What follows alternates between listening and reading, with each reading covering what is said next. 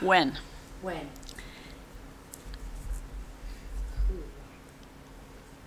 This is a special meeting of the Woodbridge Conservation Commission on August 11th, 2025 at 6:25 PM.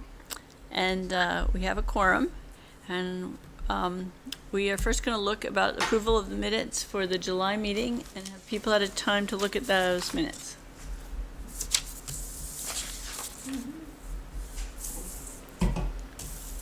Is that it? I'm not sure that's it. I think so. Oh, here they are. Do you have this?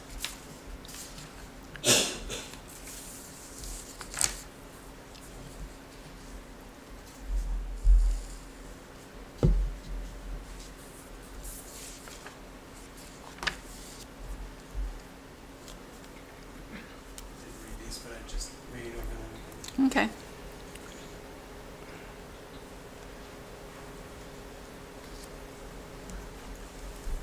Seem good to me.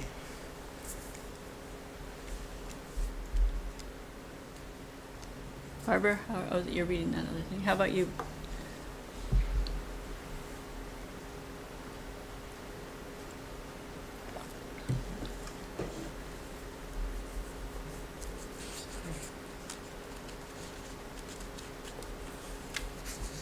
Was it the Connecticut Endangered Bird Registry?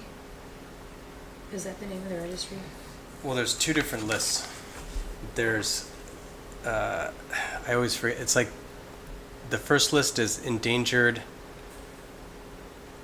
the other one something is and a- special concern, and the other one is the greatest conservation need. Okay.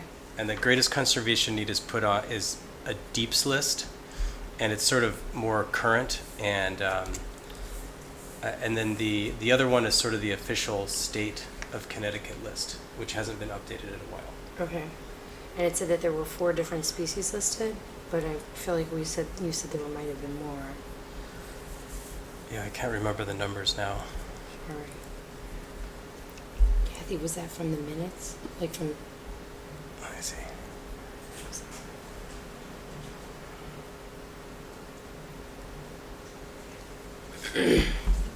Something Ben said, because I know I rewatched the tape. To see what the number was? Okay, I all right. think he mentioned 4, but I didn't write all 4 down. So he said there were 4 new ones. Okay. But there were 4 additional, bringing the number up higher. Okay, Koopa.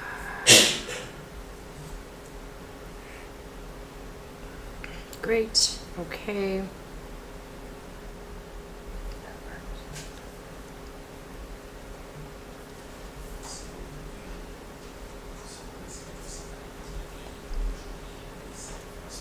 Okay.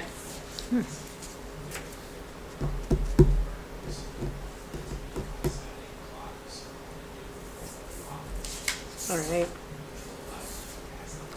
I think it goes on to here.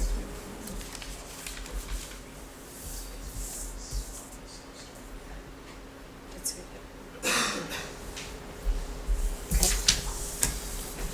Okay, do we have a vote? I'll make a motion I'll second. to accept the minutes. So, hold on one second. That's okay.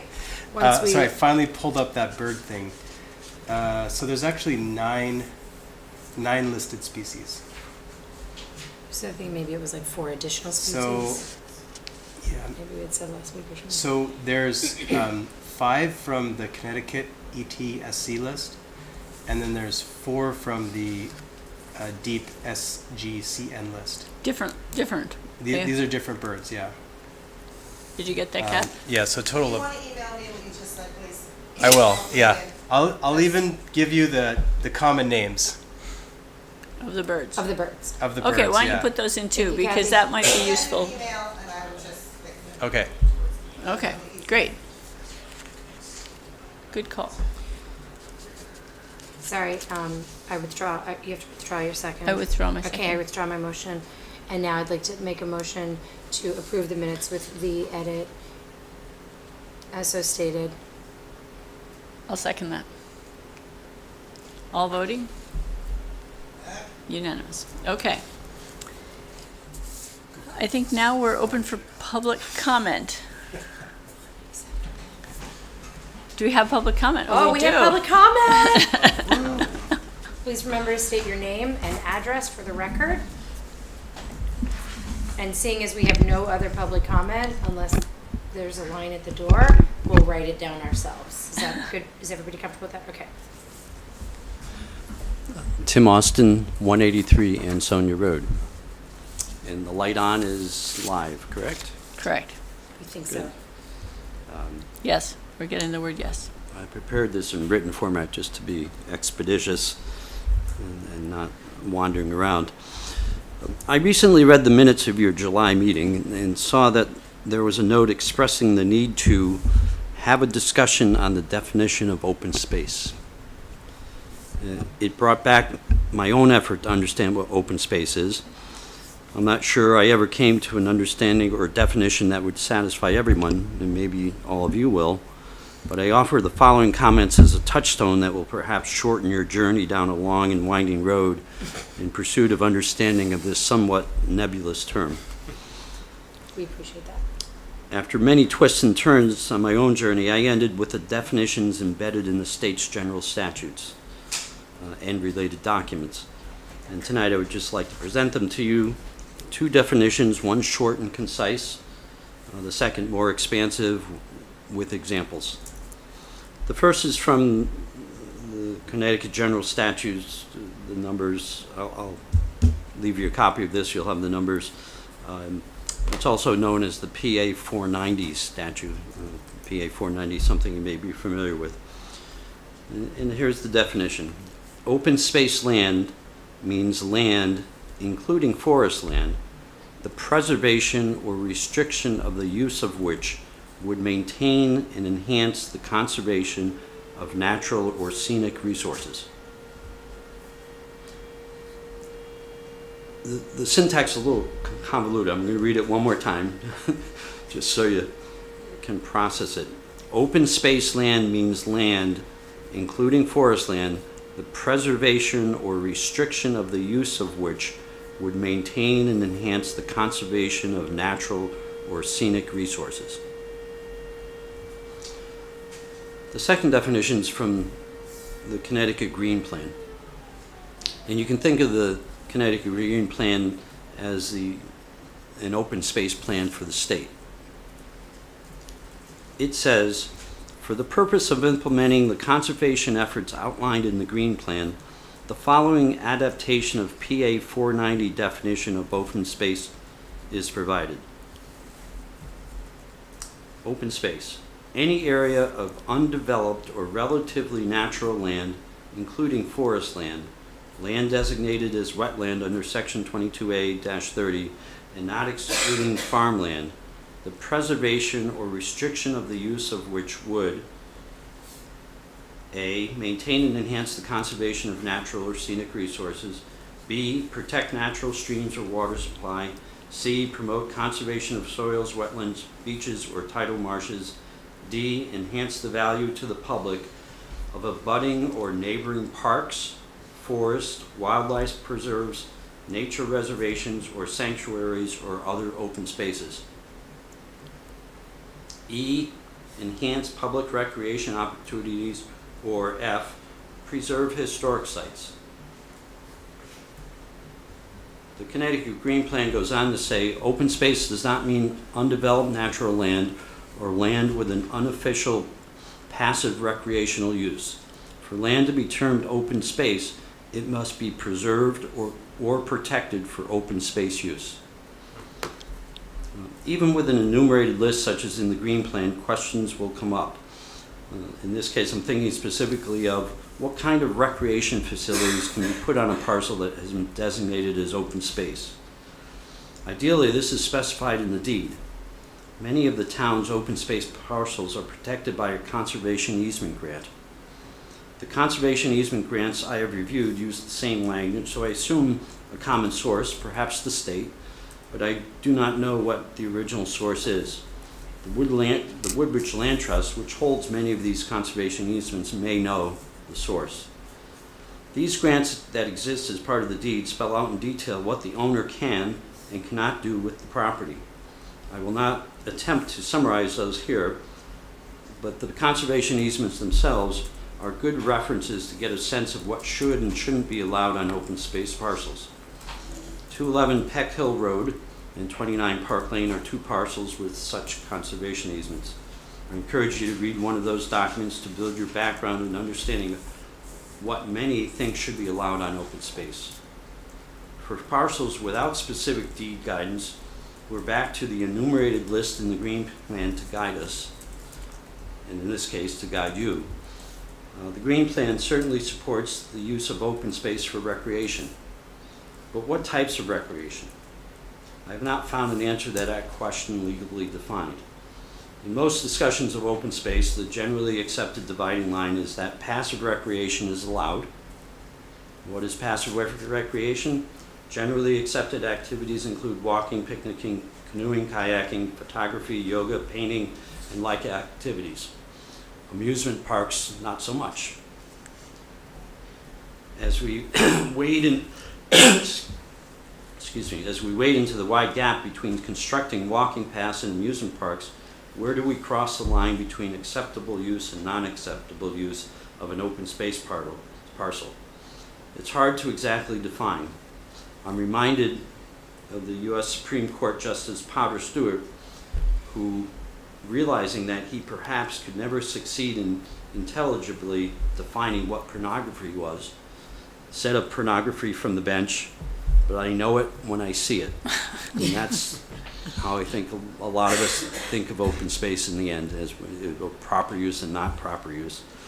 Defining acceptable recreation use for open space can present the same challenge Justice Potter faced in his case, which generated his iconic quote, "Most cannot give an adequate definition of open space, but those looking through a conservation prism will know it when they see it."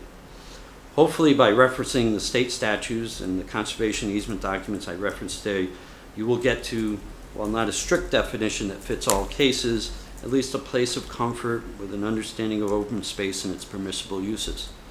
And as I said, I'll drop a copy of those so you have the references. I also wanted to comment this evening on two other considerations that I believe this commission should keep in mind when you are advising CUPOP during their reviews of the town properties. For the first, I will use the examples of recent or current properties that were before CUPOP. 27 Laurel Road, which is a small strip leading to a current Regional Water Authority property. 60 Brookwood Drive, a small strip leading to a large parcel currently being used for golf. And 30 Lorraine Drive, a small strip leading to a treasured community farm, Massaro Farm. I hope you noticed the commonality. All three parcels are small strips of land leading to someplace relatively more important. What I would ask this commission to keep in mind in your review of all such strips is the role these strips can play in providing access to these large tracts of current or potential open space. Neighborhood access to open space has been a focus of the Conservation Commission in the past and is baked into the current open space plan. Access to the town's open space is also a focus of the Woodbridge Trail Stewards. In fact, we have largely completed access to Massaro Farm from two other neighborhood roads that abut the farm. Providing access from Lorraine Drive has also been discussed with the Massaro Board, a third road. Comments from the neighbors who now have walking access to Massaro has been very positive. The Trail Stewards have been asked to help to make the town more walkable. These accesses help to do this. While any one of them may serve only a small number of residents, in aggregate, they can help a great number reap the health benefits of walking to and within the town's open space. Access only by driving and parking is not sufficient. Obviously, we won't make an official access trail to an operating golf course, but sometimes golf courses cease operations and the property is sold with great benefits to the public in the town in which it is located. It is probably not a stretch for me to assume that you can probably think of an example happening in a town near us of this.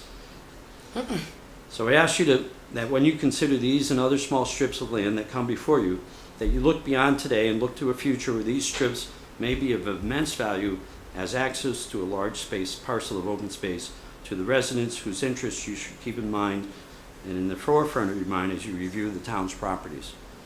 Referring back to the state's definition of open space I read a minute ago, item D in the state's green list of types of land which are to be considered as open space land are those which would enhance the value to the public of abutting or neighborhood parks, forests, wildlife preserve, nature reservations, or sanctuaries.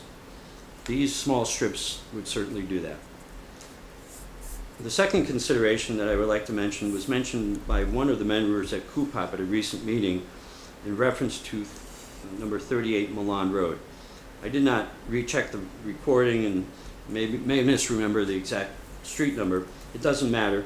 This comment would be appropriate to any parcel of similar type. What was questioned was whether this property might perhaps be suitable for a small park. There are different names for using a small piece of property in a neighborhood for a small park. Some call them pocket parks, some like micro park. I'm partial to neighborhood park as it conveys that it is readily accessible to people in the neighborhood. With just a few benches, a seesaw, and a couple swings, and space to toss or kick a ball around, these are great resources for parents, grandparents, babysitters, and the kids they are bringing up. Neighborhood parks support walkability and are great places to make community connections. We hear over and over that people in town feel disconnected.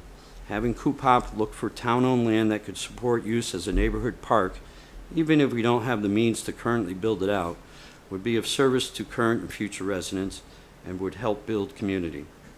Connecting more people in town to their open space lands to each other, however you end up defining open space, should continue to be a goal of the commission. Thanks for your attention. Thank you. Thank you. Thanks, Tim. Very helpful. That's very helpful, yeah. So I'm curious, how would you define like the Fitzgerald tract?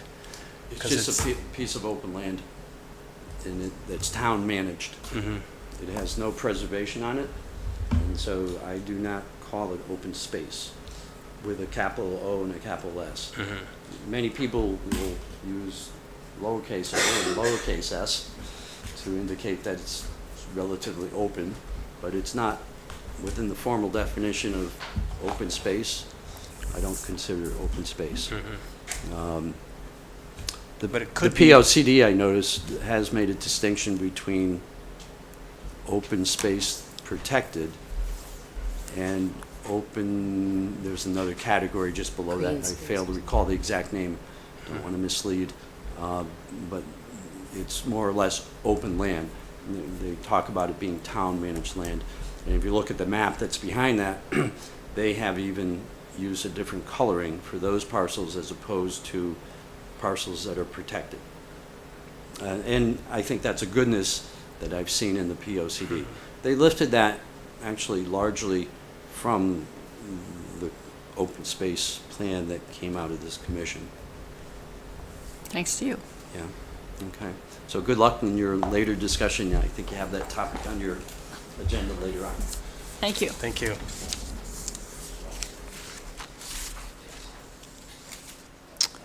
Diana, do you want to talk about what's happening?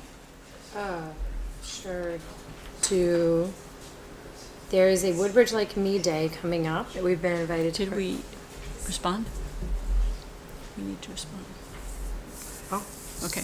Oh, I have not responded, if that's the question. I think we were talking about it. And then there will be a trail cleanup day, and I'm just... There will be a trail cleanup day. Okay.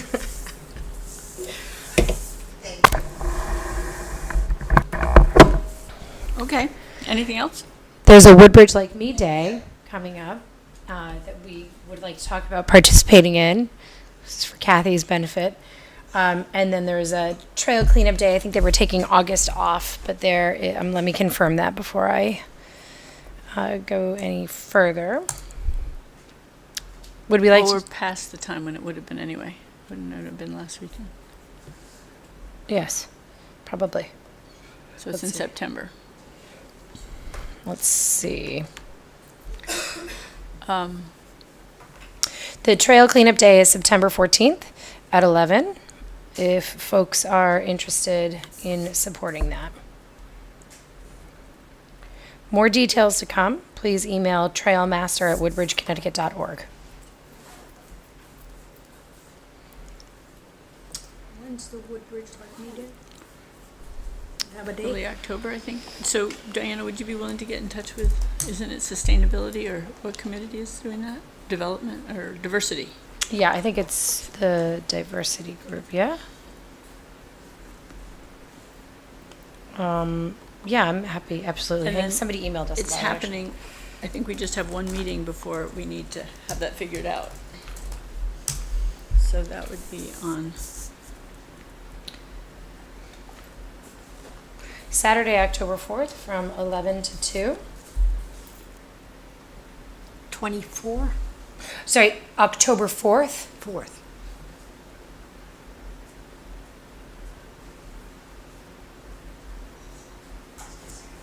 okay. Family-friendly events, performances, food trucks, music, activities, etc. Honored to have the Woodbridge Conservation Commission join us, share some resources, and offer an engaging activity related to our work. Seeing as it's fall and it's October, we might be able to have, like I think we should have our maps there, but I think we should talk about our signs, the signage, and maybe have lead a trail walk. Maybe some sample map. A trail walk to one or two of the locations, some of the locations. Mm-hmm.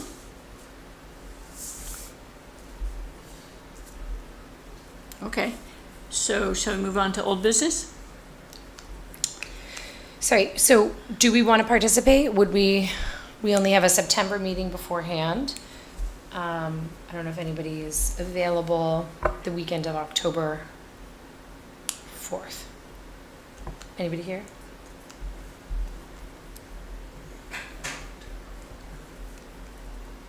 Are you available?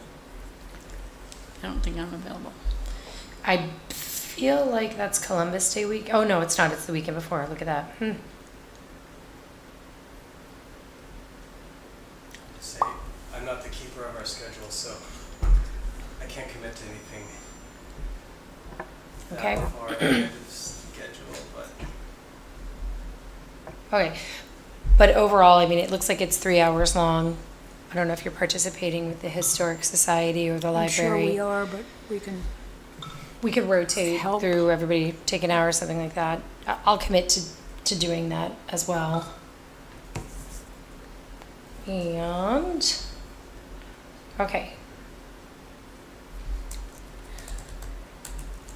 Kathy, I think Valerie might be outside. Hello, I'm outraged outside.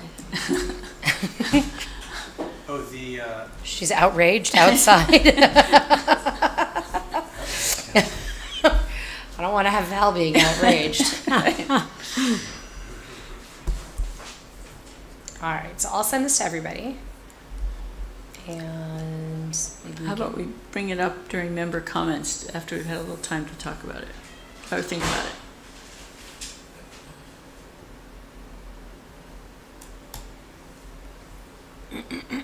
Okay, that's all the things happening. There is also a sustainability series that's coming out. I'm sorry, I don't have that off the top of my head, but I'll bring it back to member comments as well.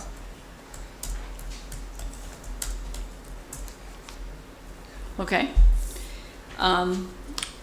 So there's a few things we're going to discuss. One is the Fountain Street development that has a public hearing on September 2nd. I am going to be away, but I think it's an important public hearing. And I think you wrote a letter that we would like to submit. Have people had a chance to look at that letter yet? Can I have it back? Or can we share it? The Fountain Street development one? Yeah. Have you written it? Had a chance? It was just this afternoon. yeah, I mean, I would call this a draft, so Do you want to share it with us? Working draft. a working draft. Yeah. I mean, I think I can kind of just go through the main points. because I don't think I want to read it right now because I think we need to smooth out the language and stuff. Uh-huh. Sorry to leave you outside, Val. Good you texted us. Good thinking. I was texting him also. I wasn't sure about if I should cross the barrier or not, so. Oh, Okay. all's well. Okay. So the idea behind this is that we wanted to make an official statement from the Conservation Commission on how we feel, what should happen to this application to develop 804 Fountain Street. And there was a lot of information on the last public hearing. It continued until they rescheduled for the September public hearing. So basically, this is kind of the way I've laid it out is that we do not support this development, and then I kind of go into a bunch of the reasons, the unique ecological features of the site, the fact that it functions as a wildlife corridor, it's a hydrologic buffer to nearby wetlands, carbon sink, all this stuff. And then I kind of go into a lot more detail in the next 2 paragraphs, going into more information about the ecological value of not just of the site itself, but of the site in within the local landscape and within the region. So it acts as a buffer for invasive species because it has this unique undeveloped forest and wildlife corridors. It directly connects to the country club, which is itself an extremely rare and important habitat in the state. And then I thought it was important to sort of mention how we got to this point, in that TPZ has not really, they have not really reached out to the Conservation Commission to really ask our opinion or even get our feedback in order to make their decisions. And I think we kind of went over this last meeting. It's for a couple of reasons. Is one, there's just no formal or even an informal process by which they have to or even ever do seek out information according to the environment, like outside of themselves. So this means that they have to have all of this environmental information, on the committee in-house, but there's no evidence that they actually have this or use it. So I've watched a lot of TPZ meetings. I can tell you that they're thoughtful people because, just for example, they had a hearing on the Luciani Street property and they talked a lot, they had a lot of really deep thoughts about the best way to go forward with that. I've never heard that kind of discussion in terms of environmental concerns. And I think this is just this isn't saying that there's anything wrong with, there's nothing wrong with the people on the board. They're doing a great job. It's just, it's too much to expect one board to have all the knowledge that they need to make good decisions for the town, especially in terms of both zoning and the environment. And then if you look at the makeup of the board, they're actually clearly biased towards development, right? They have, the head of the housing committee, soon to be commission, is a very vocal member of the TPZ. And there's really not that, there's no vocal member, there's no vocal voice talking about conservation values. So there's nothing to balance that out. There's no voice, right? There's not even a vocal voice. There's no Yeah, voice. yeah, there's no voice, yeah. Better Right. said, yeah. So it's a deficit that they're experiencing. Yeah, so it's kind of no wonder that, we're now making a decision that has really important environmental and ecological impact to the town and to the region, to the state even. And we're really concerned that, to date, they've had no input in terms of, how important that decision is. And then, and I think it's also an important point that I want to put in here is that, it should not have been up to, a local group of concerned conservationists to become interveners and pay their own money to get this report for information that TPZ actually should have sought out themselves. And so, I think this just shows that there's real problems with how we are making zoning decisions in this town because, there's one side that's making all the decisions that is really insulated from any sort of important information about environmental concerns. And don't you think it's true, given the Fountain Street hearing that I was attending, that nobody spoke in favor of it, that would bode well for them to start listening to, there are people who are concerned about the environment that are trying to make their insights, the TPC aware of their insights, and we're hoping in the next meeting that they have kind of gathered some interest and understanding, given that 30 people spoke with their reservations about it, and especially some of the ecological reservations, plus the official report. So Yeah, I agree. Diane? Thank you. Just because I don't want this to be, us versus them or anything. I don't think that's what the argument is. I feel like when let's talk in a language maybe most people know. Like when the draft comes up for Major League Baseball, you got a lot of positions on a team. You got to play the best game, right? You got your strategies to win. Your strategies to do whatever your game, finish the game and hopefully beat out the other guys. And you have a catcher and a pitcher and infield and outfield, a designated hitter, coach, you got third base managers, you got all sorts of players on your team, players and staff on your team to help, make well-rounded decisions and to see all aspects of the game.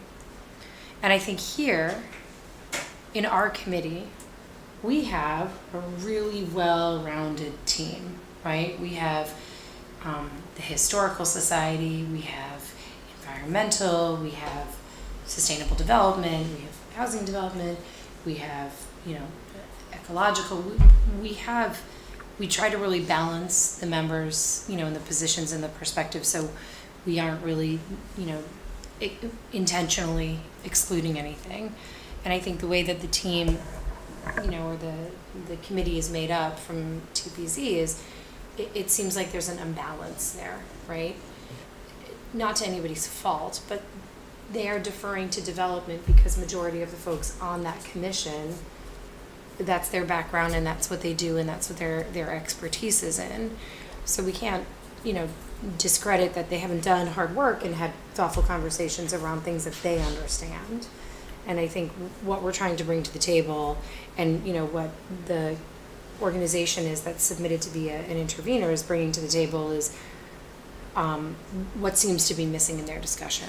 And I think, again, we want to extend the offer to support them in their decision making by bringing in this lens of environmental factors with projects that come before them, right? Until they staff up and, pick up some more environmental lens people on their bench. I don't think, I totally agree with you. The point is not to say anything bad or denigrate anybody that's on the commissions. I just think we need to call out the way things are structured and the way that we have processes that are going to lead to suboptimal decisions for the town. Right. And that's just what we need to fix. Yeah. And so, there's actually, I don't think there's any problem with having a housing advocate on the TPZ. There just needs to be a conservation advocate on there. And, they need to balance each other out. Mm-hmm. This is not anything against TPZ, it's trying to make it a more balanced. it's the town that needs to appoint people that are more varied in their expertise onto this committee. It's not the people that are on the committee now. It's And They need- are these people, they're voted on in the election, right, in November? I think they're appointed. TPZ is voted on. Oh, it is? I think the Board of And Appeals the is voted. appeals is voted on, I know Yeah. for sure. I don't think a TPZ is voted. Yeah, so either, through staffing or through some sort of more formal processes, like we can't even really talk to them. There's no public comment. It's very hard to get on their agenda. So there's basically no communication between us and TPZ. Unless Would you like to specifically email them to see invited. if we can get on their agenda to present at their next meeting? I sent a letter saying, hey, reach out to us if we're here to help you make decisions. But I think I we haven't are, heard we anything. have a, is it ex officio member of that? Like, we have the opportunity to present to other boards, so I think we can request it. I don't know if we're ex officio on I that don't think it's board. ex officio, I think it's something else. But I think it's within our bailiwick to request, formally Yeah. request to be on, their agenda to present. Oh, sure, but whether I think it The problem happens is or that, not. the agenda comes out and we don't really have any time to make a decision, and then, it's too late to, I think you've tried a couple times to get on and it was too late. So, clearly the process But then we isn't can working. say, in the next meeting then, in Mhm. that case, right? But yeah, I agree. And it also feels like whatever the guidance is that they're being given is, encouraging the continuation of this pattern of behavior. I also have questions about the whole development, but they're not focused on environmental, so I often find myself silenced because I'm on conservation. But I'm also into finance and into housing, and so, but yet I can't really broach those questions because right now we're focused on conservation, so. Well, you'd be surprised at how many things relate to each other, so I think if you have questions on them, you should bring them up, and if it's something we can address as a commission, then, we can weigh in, and if not, we can provide guidance on. I mean, there was there was a hearing a couple of weeks ago, and it seems as if even when you ask the question, there is no public response to what my questions were. I had questions at the meeting a couple of weeks ago, and I'm still confused about a lot of things in terms of it. It's not necessarily environmental questions, but questions about tax base. What is the objective? Is it for affordable housing? Is it to defray taxes? Like what is the ultimate goal and objective? What is it? I'm not even quite sure. And are we going to meet that? Because most developments have some kind of tax deferment for at least 5 years. I don't know all these details, so I'm not even sure where I can go to get them. There's a lot to do, even with the vouchers, the procedure with the vouchers, which are, with Section 8. That's the whole process. No one seems to be answering any questions. It's just. So from my understanding is that there is a theme in town that if you add more housing, you will reduce the tax burden. But I'm not sure we've seen that play out in reality. I think that's the theory. And then one other thing that we've heard consistently is that Woodbridge needs more affordable housing, Connecticut needs more affordable housing, and then a slight variance on that is Woodbridge needs more housing, not necessarily for affordable, but housing, and then, Connecticut needs more housing. So a lot of what and I could be wrong, let me know, but I hear a lot of this leading of we need more affordable housing, and then when a development comes in, the amount of affordable housing starts to get reduced and reduced and reduced, and then it's just we need more housing, right? So it comes in under this veil of one thing, and then it flips into another. So specifically on this project with Fountain Street, the developer proposed these changes to the regulations, reducing the number of affordable housing units, and TP&Z approved that as one of the regulation changes.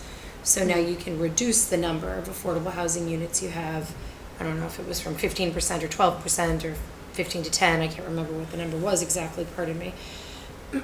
But then there's still this presentation of we need affordable housing in town, right? It's a lot of confusion.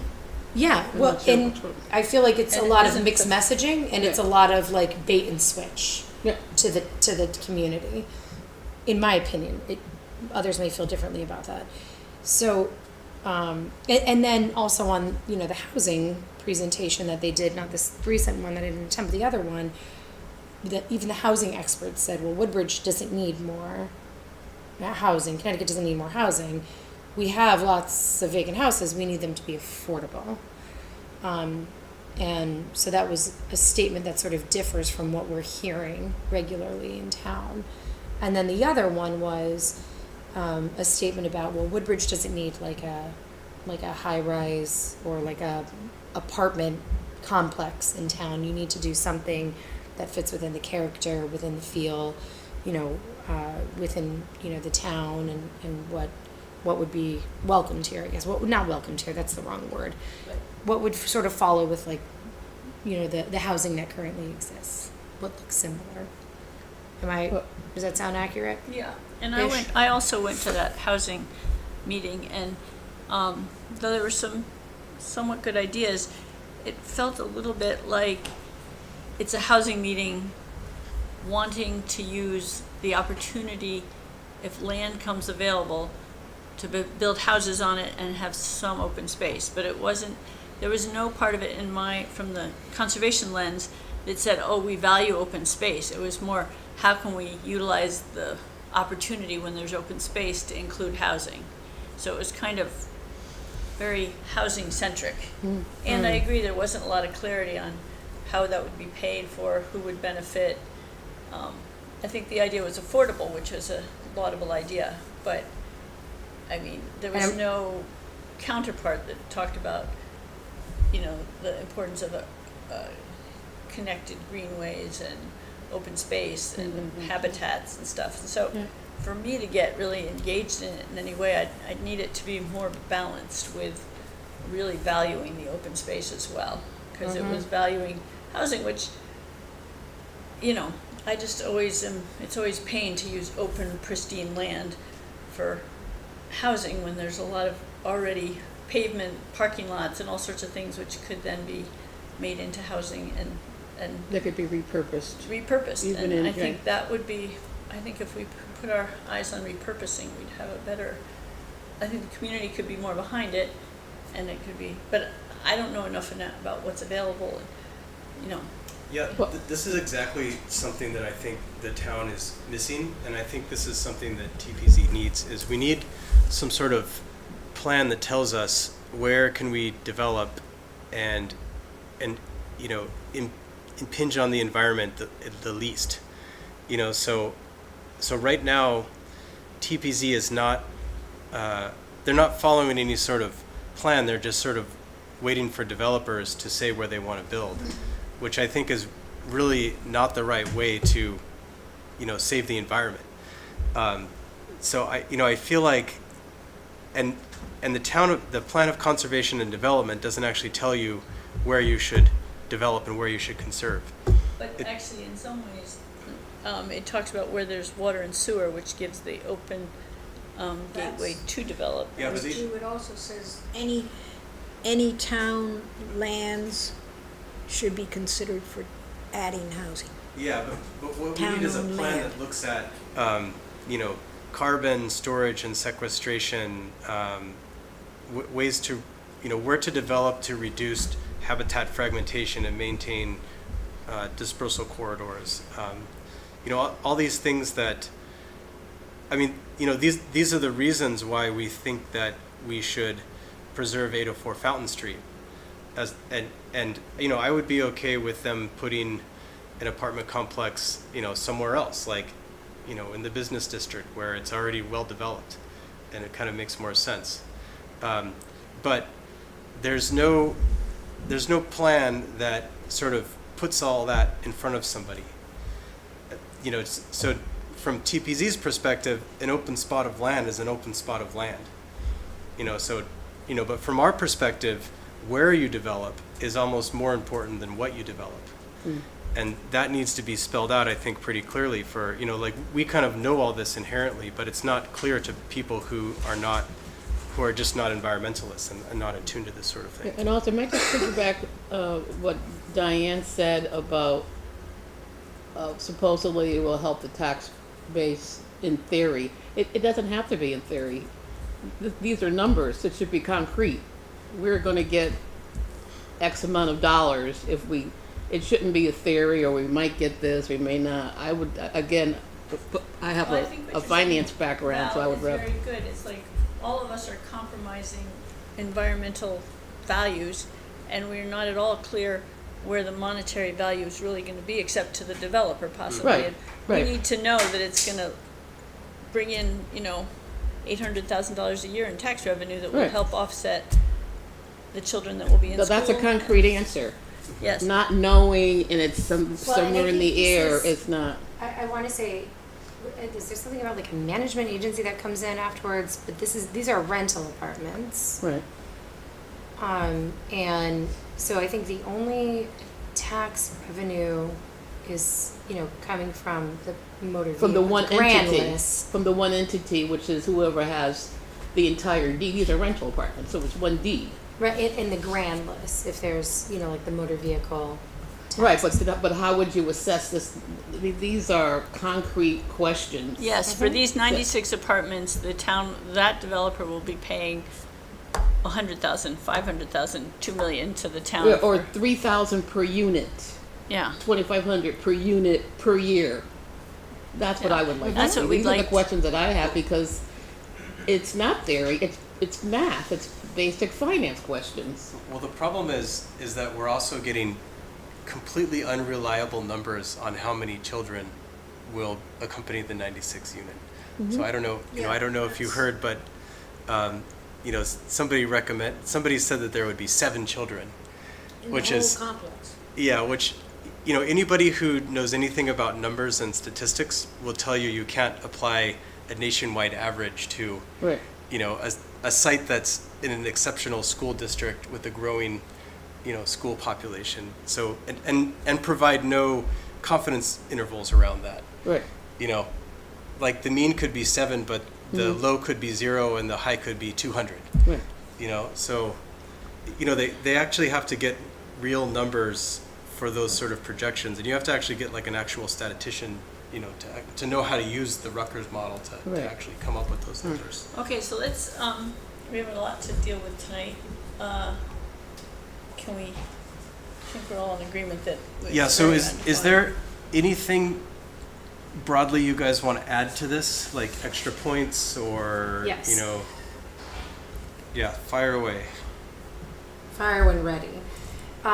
So the one thing I was asked to report back on was the urban heat island impacts, and really the positive benefits we have from keeping the land undeveloped, the tree canopy, the vegetation. I think you've touched already on like the carbon sink, the carbon sequestration element. But one thing we want to talk about is the forested and vegetative areas that are already there that can, reduce the temperature due to shading, 10 to 20%, keeping it cooler, as opposed to paved areas. And I think, a large paved parking lot and concrete development building is going to have it's going to become a heat island, which is going to absorb heat regularly and then radiate it back out to the community. So that can increase, 10, 15 degrees warmer, right, than if we have that shaded area, and creating sort of this microclimate that's going to be a lot warmer for the surrounding communities, for the surrounding like residents. So there's like a whole, several issues that come along with that, right? We've got health risks from increased heat, heat stress, cardiovascular issues that can come up. Certainly, we're going to see an increase, right, in energy usage to try to reduce the amount, reduce the temperature. I mentioned before the increased number of, the degrees based on the roof, dark roofs or dark paved materials. Also, we talked about the environmental, so that's really like the urban heat. The urban heat is going to be, about like increasing temperatures in that area and surrounding neighborhoods throughout the day and night. So, it's not so bad if it's 85 degrees out, but if it's 90 degrees out and it traps the heat in there, and at nighttime you think you're going to cool off with the sunset and, it mellows things out, you still then have this oven that's just, oven with the doors open, radiating back out into the community. Yeah, and with the humidity, even just a few degrees, the temperature is going to, change the feels like degrees quite a bit. Oh yeah, absolutely, absolutely. We also talked about the building going there, fragmenting the corridor. I think you mentioned that. Yeah. Okay. Great. Sorry, I haven't read it because it just came out hot off the press. Urban hot off the press. So, Ben, I think you mentioned about the million or how many year old rock.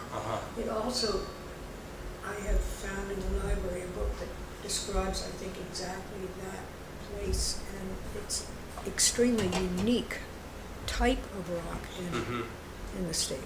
how can we emphasize that? Because I think when people hear a unique animal or something, they're more inspired than a unique rock. But a unique rock has unique ecosystem, and it's a fungus, and it's a small ecosystem, but it doesn't mean it's not relevant. And so I don't know how we can emphasize that, because it seems like it's being discounted. Yeah, I think they have some of that in the report, which I need to Right. look at that again.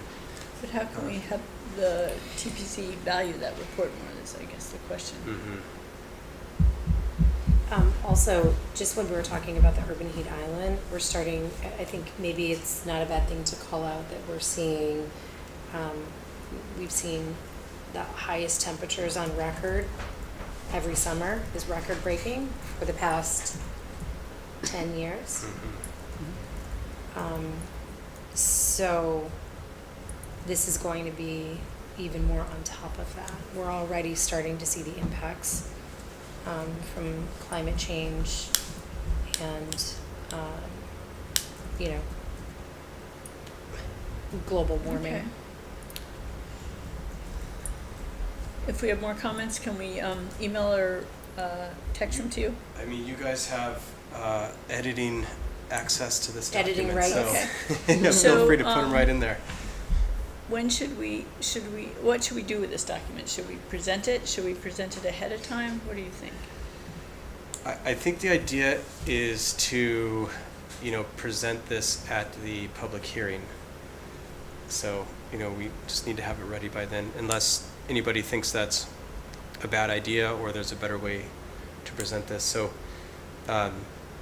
there's the question of, we are a commission that's supposed to advise the Board of Selectmen, but the Board of Selectmen has no influence over TPZ. So it would kind of be pointless for us to, it's not get to the people that need to hear it if we give it to the Board of Selectmen. We can do So it. would you like to present it? to the board, to the TPC on that? Yeah, I can read it. Okay, I won't be there, so I know I'm not gonna do it. Well, and the other thing is, for TPZ, aren't we limited to like, what, 3 minutes? Yes. If we're, unless we're an intervener and then we have more time. Yeah, or we could be called by the intervener as well. May I ask a question? So maybe we share this Jen? with the intervener in Yeah. addition. Excuse me, may I ask a question? You said that they don't have any jurisdiction over TPZ, the Board of Selectmen, but isn't that the case if they're following the parameters that were already set? For anyone to change something, wouldn't that have to be a consensus from the Board of Selectmen? Oh, Can the no. TPZ change Their things regulations. by Yeah. themselves without By without the themselves, yes. They can, yeah.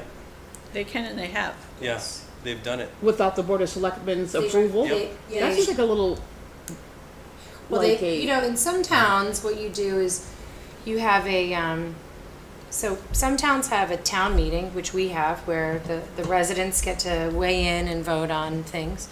And then other towns have an RTM, a representative town meeting. So like every little neighborhood of Woodbridge would have a representative or two meet on big topic items and vote in on it. So right now, there's no way for the residents to approve or disapprove, or approve or not approve the changes in regulation. That means that anybody that Except may for have public any kind of hearing. motive can get on TPZ and really change a lot. in Which is one- exactly what we just Which witnessed. is That's- exactly what has happened. The only way is through public hearing. Well, that seems to be wrong in somewhere else in the charter. That needs to change because how can one entity, we don't even have the conservation of for all. I know we're not TPZ, but how can one entity do that? Even if the selectmen don't agree with it, that can be anybody can get on a board and then really change things in a town. That really shouldn't. Well, It should be TPC, the more man, balanced. the It should be- first selectman can choose that board. So he has some say once to put people on it. Once they're put on it, they have a lot of leeway. But The I town think has no that's, say. we're a special meeting, so I think we should stick to the topic. So you're gonna To do, be clear, the regulations were changed specifically around the Fountain Street development. So well, that's true. I It think is it true. relates. Okay. We're on Good point. topic. Good point. Good point. Yes, and it's worth making that, maybe putting that in the letter. So is Wait, that, can I elaborate on that a is that little? according to like state statute that we're following, or is that just a Woodbridge I thing that believe, says? no, I believe State. it's state. Yes. Mm. So, but I think that it might be good to elucidate the fact that there's been whole changes in the law to accommodate this, or something where it's, that it wasn't necessarily a town-wide decision, but it was a, Mm. TPZ had the leeway to make that decision, and in making it, now they're enacting it in ways that might not be environmentally. Yeah, I ideal. mean, I think that really points to the fact that they need to be making balanced decisions if the town is not allowed to make any sort of, if the town isn't allowed to weigh in at all, it sort of increases their responsibility to really consider the town's opinion, I would think. Is this a public hearing or a referendum? It's a public hearing. So they don't have to do anything as a result of it? They don't have to what? I mean, Fountain Street, people aren't voting on Fountain Street. No. No. It's public input in hopes that TPZ listens carefully and makes decisions accordingly. That's right? Okay, so the meeting is at 6:30 on the 2nd. You're gonna present, and those who can be there will be there? Yeah, we should all give public comment if we can too, because Okay, that's the September 2nd one. We have a little more time to hash out the details on that. We all should Except be we don't there. have a meeting between now and then. True, but Okay. we have email. All right, so, and maybe those of us who can't be there submit a public comment. But I like the idea of talking to the interveners and having the interveners call us, because then we have more time to, Mhm. so who would do that? Do you want to call Brian Pine? Ben? Yeah, I can do that. Let me write that down.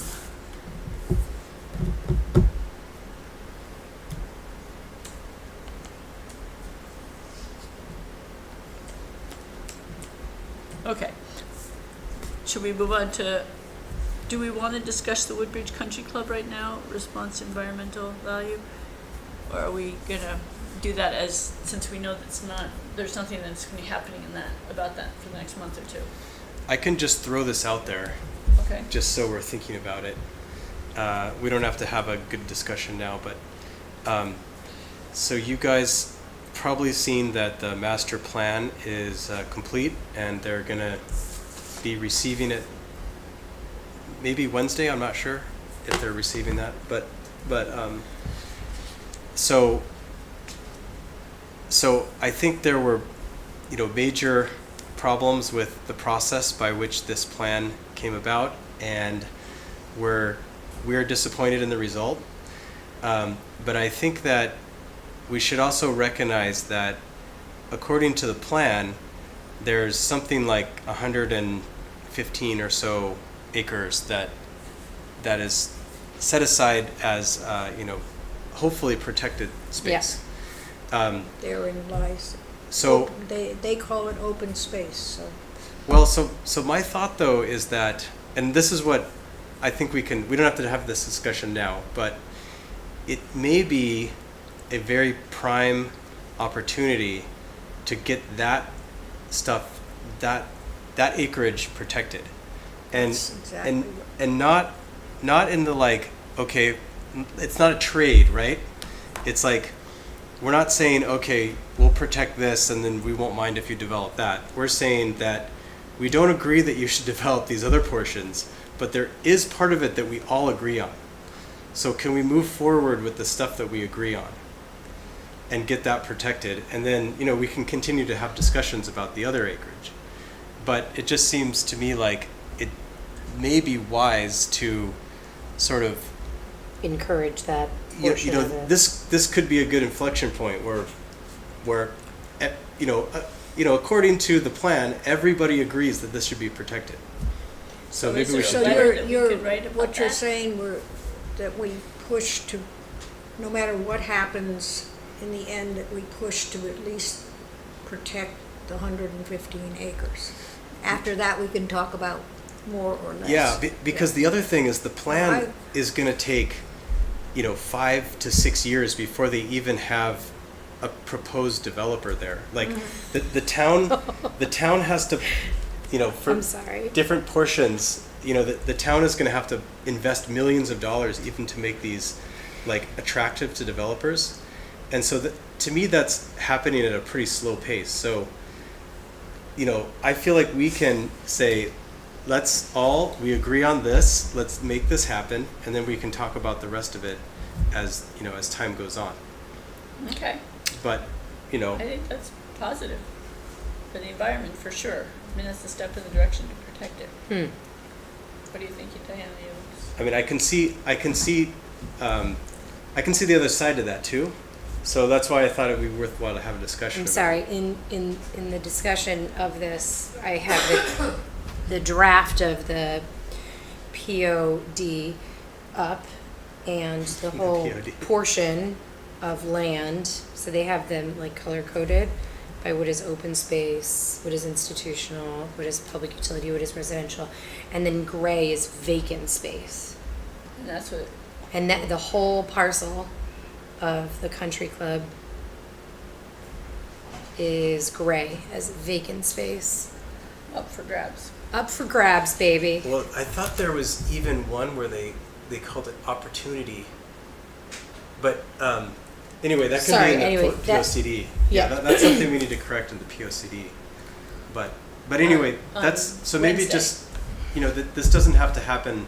Like, we've got a lot going on. So maybe we get over Fountain Street and POCD, and then that could be, if we decide that's something So that's September, worthwhile. October. Could be that, and We start could working really on start open space kind of pushing that. definition.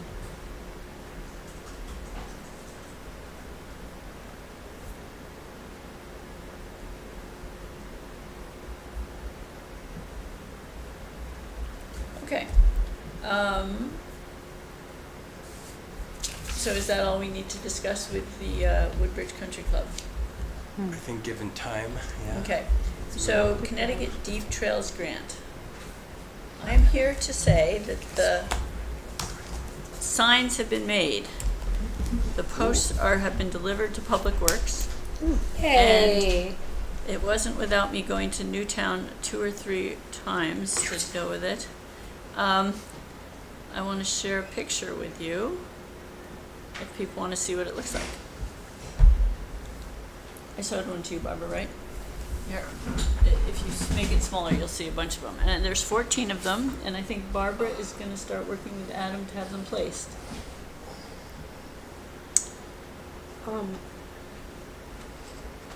Where did Ben go? Oh, nice. Good job. Very nice, very nice. Nice job, everyone. Yeah, it's very nice. So I think what we'd like to do is have a little gathering, maybe in September, where we have a post and we have people gathered in front of it. Can I send this to me? Yes, Thank you. send it to Ben too, and to Val. I'm So- also going to correct the spelling on my name while I'm in here. Okay, go for it, please. So, does that sound good to you, Diane? So I think not sure we can do it as soon when as- posts start getting in, let's corroborate Public Works, Mike Hoffenbein, who did the the design, all of us, maybe even Tim, and Adam Parsons, and someone from the Historic Society. Okay? Yeah, like an open event. So just sort of a picture opportunity around, here, show Ben, around He's got the signs being put in place. Oh, Okay? Ooh, So I look need at everyone's those. t-shirt size. One, Cool. I have talked with Adam, who's in charge of installing these posts at proper places. And starting next week, we're going to be going out to the actual sites and Installing them. well, And that's good I'm not sure how Well, installation will happen, but at least he's going to find out exactly where each one okay. is going. And maybe I can go to some places too, because he only has summer help for another 2 He weeks, so we need to. doesn't have it. He doesn't have summer help? No. So, I asked him about it. He said no. so he said, that's why I rushed it, because there was a lot of complications in the end, so that it gets done before November. when he- Who said they don't have help to do this? Adam doesn't Parsons, but have he's very he said cooperative he and very helpful, so he doesn't can have make it work. summer, like intern help. I think he had high some for a school. while. Oh, do you think maybe this is something we could try to engage the Boy Scouts in?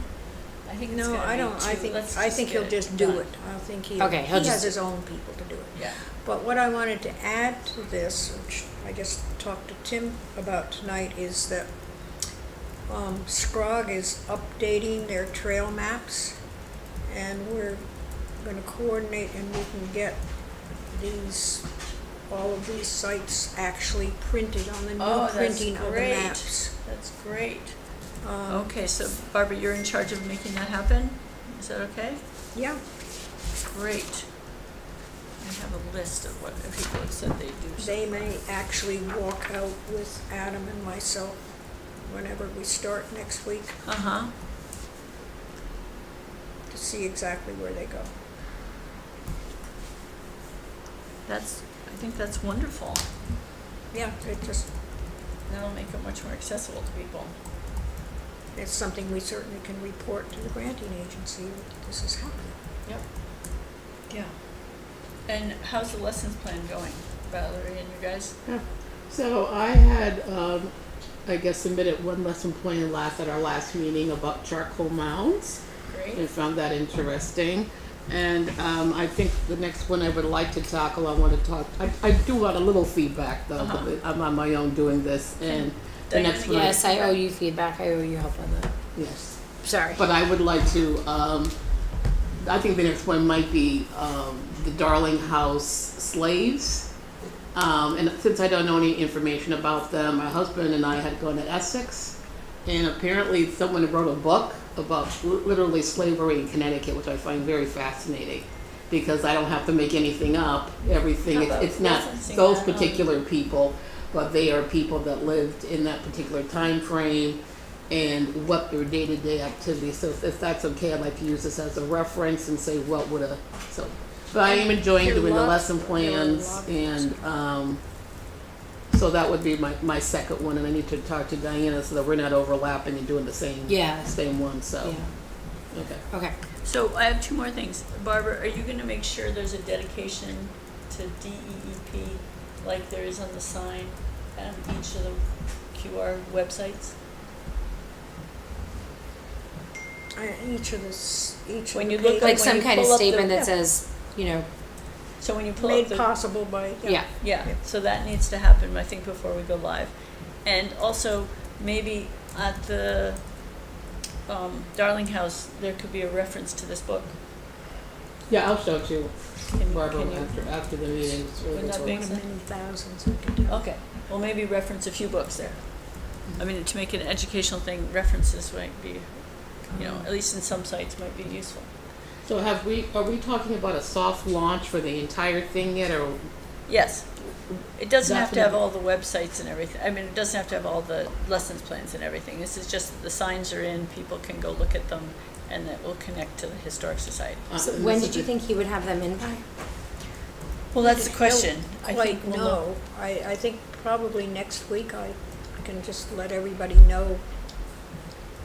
But- What the estimated, Yes, but I It think will, by it will mid-September. be this fall. I mean, I would say probably. But I don't think by September we can the do Woodbridge anything. Like Well, Me I Day think is October I- 4th? I think we can, if we even have 2 or 3 signs up, we can do a photo shoot and round the signs that are up, right? They don't have to all be up to do it, and that will, Was that part of the grant, though, to have a soft opening and No. invite people? That wasn't part of the grant? I thought- no. Okay. There was publicizing it, so it needs Right. to be, and that's why I wanted to talk to Rachel, it needs to be put in the newsletter, it needs to be put, you know, in the library, we need to promote it, and there needs to be some written material about it, and I don't know if you guys could wanna do that, if Yeah, we Rachel can isn't. write something up and put Yeah. a QR code to the QR code pages. Okay, so I think we're kind of rounding the bend here, which would be great. Okay, number 4, species and birds of the state registry. Ben, I don't have an update with birds, but I do have an update with bats. okay, A deep researcher did a bat survey earlier this summer, and she is still making the official report, but she did say that, so there's 2 extremely endangered bats that were not detected. So these are the northern long-eared and tricolored bats. So these are 2 federal species. But there were, so there's a total of 9 bats in Connecticut. All of them are endangered, all of them but one are endangered in some way, and they're on the different lists. And she said, we picked up a respectable number of little brown bats and eastern small-footed bats. Both of these are affected by white nose syndrome, so they're cave-dwelling bats. And so it's really important that, you know, these have the right habitats, because they're under a lot of threat right now from white nose syndrome. There's also a really high number of silver-haired bats and White hoary nose bats. or white noise? White nose, It's white like the nose. mold.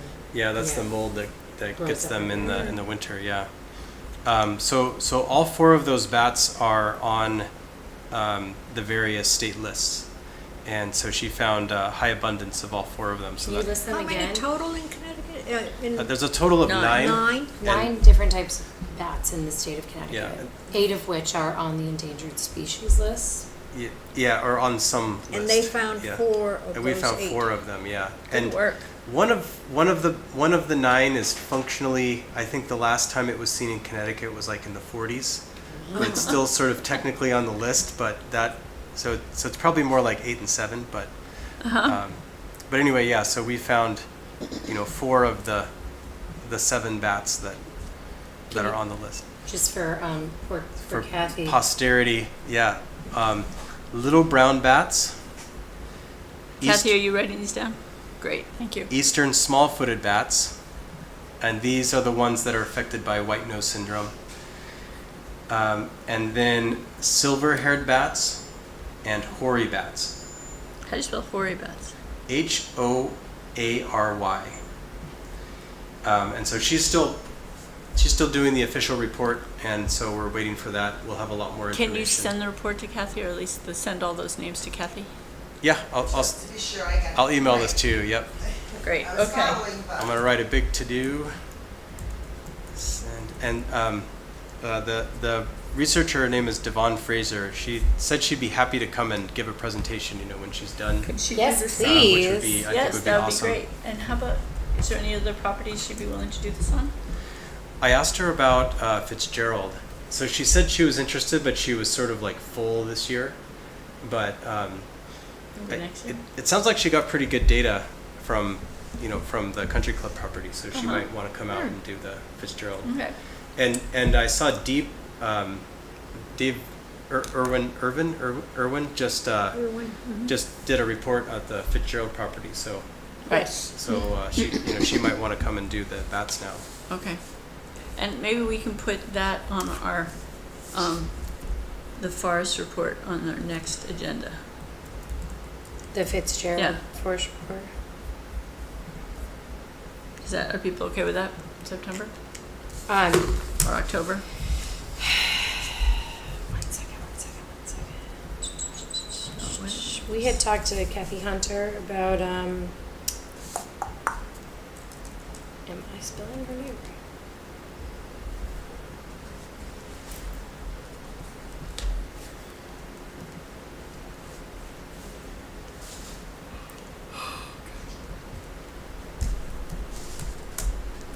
And you were gonna give feedback to Val and also.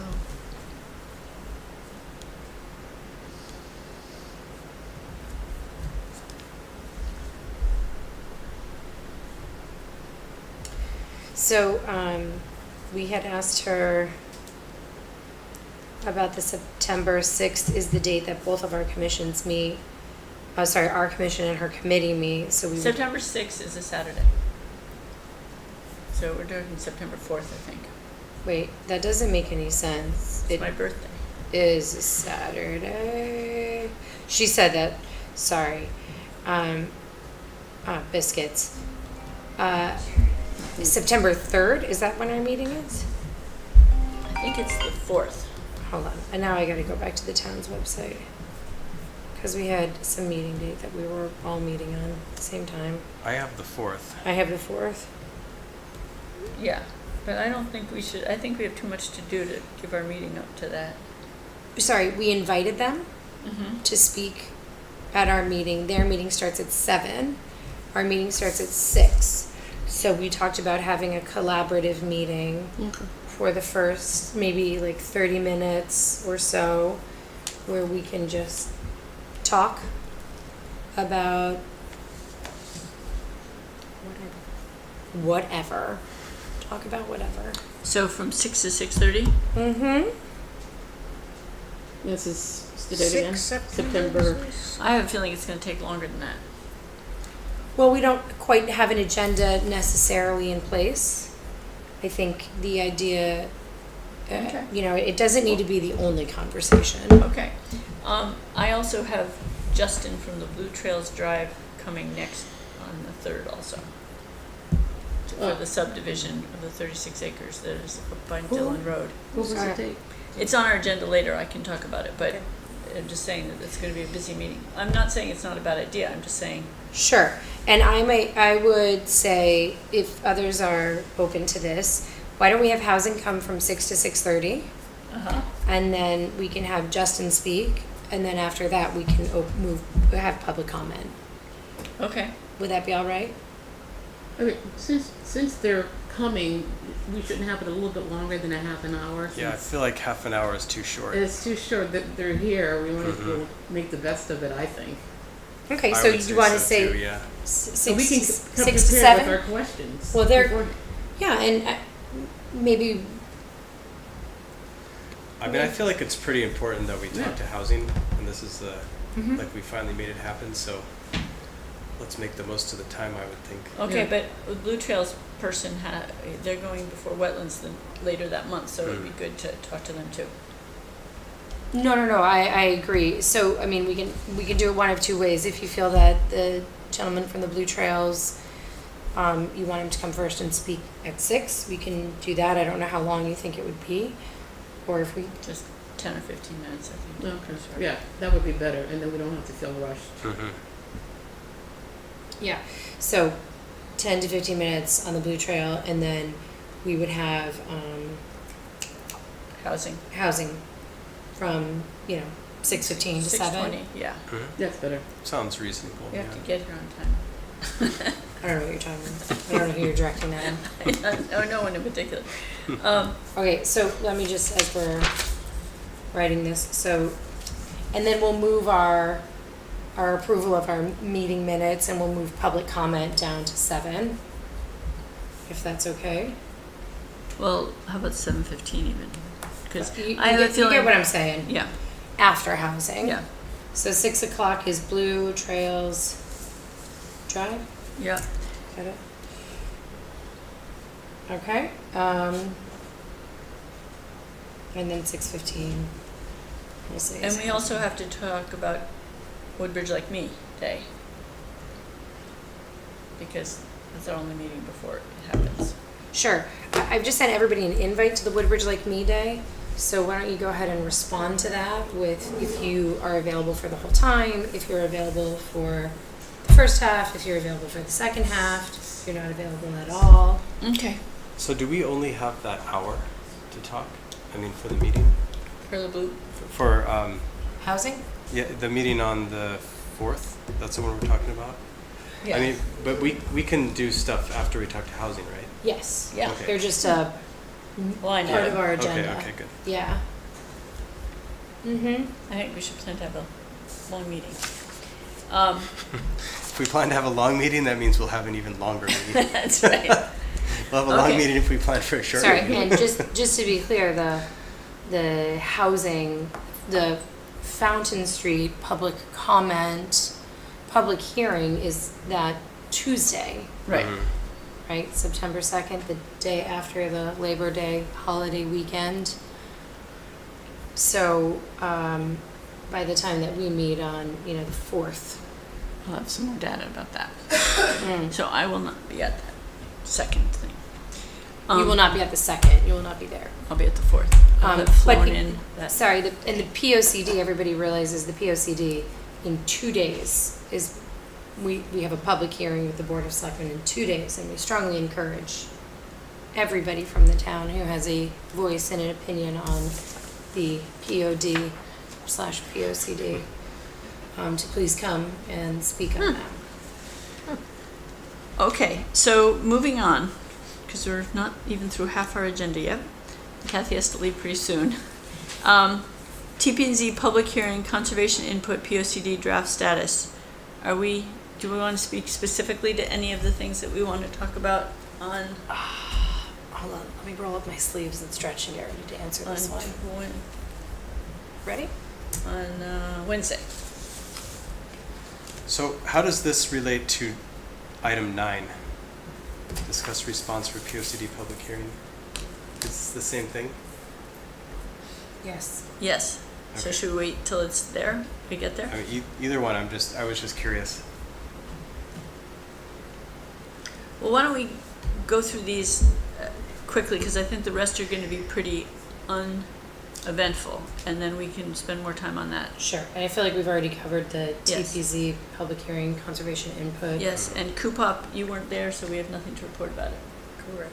Although Tim provided some nice insight on those 3 small strips of land. Yeah. And I think, I don't know how others felt about what Tim said. I'll speak for myself. I think one thing that we've tried to do consistently with the Greenway and with the trail system in town and the open space town is provide, you know, walking accessibility around our community, right? We have these small, narrow roads. They're not the safest to walk on. You know, Massaro's over on, is that Ford? Is that what it is? Right? And we have, oh dear, is that not Northrop? What is the one It does what? that goes towards the Town Line Farm? Baldwin. Thank you, Baldwin. I'm sorry, it's Northrop is the other side of the road there. Baldwin, which is another one, which is tiny and narrow, and people like to zoom. And then there was this third one that he mentioned. In all of those areas, we have these narrow strips of land that connect people in a safer way to the trails and resources and amenities around town. So I have to say, I have to agree with what Tim was saying about, I don't know if Tim was necessarily saying this, but my takeaway was those strips of land are important to keep and maintain. And if we're going to relinquish them to somebody, should it not be somebody like the Land Trust or the Trails Association? So I think if those are those three parcels. I think you made a good argument for that also, because they're not gonna be developed. I mean, they're just small things, but No, they they're- have a usefulness. The idea is to, the other those to- part, give them to the abutting owners. Yeah. And Mhm. literally let them, I don't think they were even discussing selling them, they're just, you know. Right. Relinquishing them Exactly, over, exactly. which, I mean, you know, is that an option for everybody in town who's got a small little trail or something that goes through their property, or if everybody gets that amount Possibly. of land? Can we all have that amount of increased land? Little- Okay. I like what he Ortiz? said about the little neighborhood parks too. I like that. I mean, yeah, I think- like that I think it's idea great. too. I thought to myself, Mhm. here is, you know, the amount of money that the town will get by selling these odd parcels that they have is negligible. Yeah, and I think So- their idea is to just get them off the books because they're clutter, but I think if they kind of embrace it differently, they're little pockets of resources that Yeah. could be useful in the future, and it doesn't take a lot of work for them to keep it on their registry of I different mean, the pieces of particular land. one he was talking about, I still maintain is wetlands, Uh-huh. but POCD didn't think so. I mean, not POCD, Coupop, which one? Coupop, the Mylan Road one. Well, I think maybe we should write a position paper about it, like just that in general, we think some of these things that connect to open spaces are valuable pieces of land, and, Actually, I'm gonna email Tim right now and ask if we can have, you know, what he wrote, because it looked like he had Yes, he prepared put- something, and I Didn't think he we left can. it with Kathy. Say- Yeah. Kathy has it. Email Kathy. Kathy, email it to, will you email it to Diana? Actually, I'm just gonna, can I scan it right now? Thanks.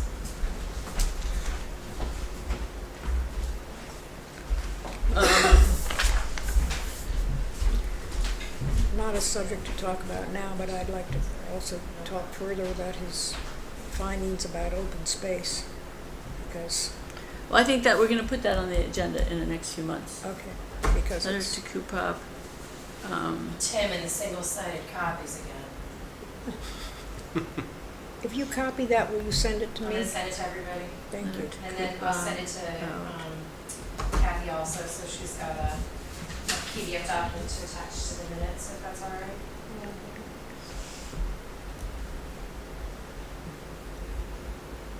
but I think maybe we should give these examples and write Coopop and say, you know, for various reasons, even though they seem inconsequential, they actually hold value in the future.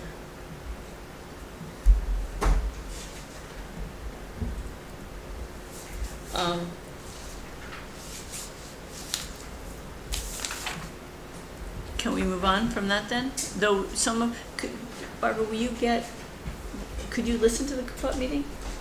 Sure. Okay, so.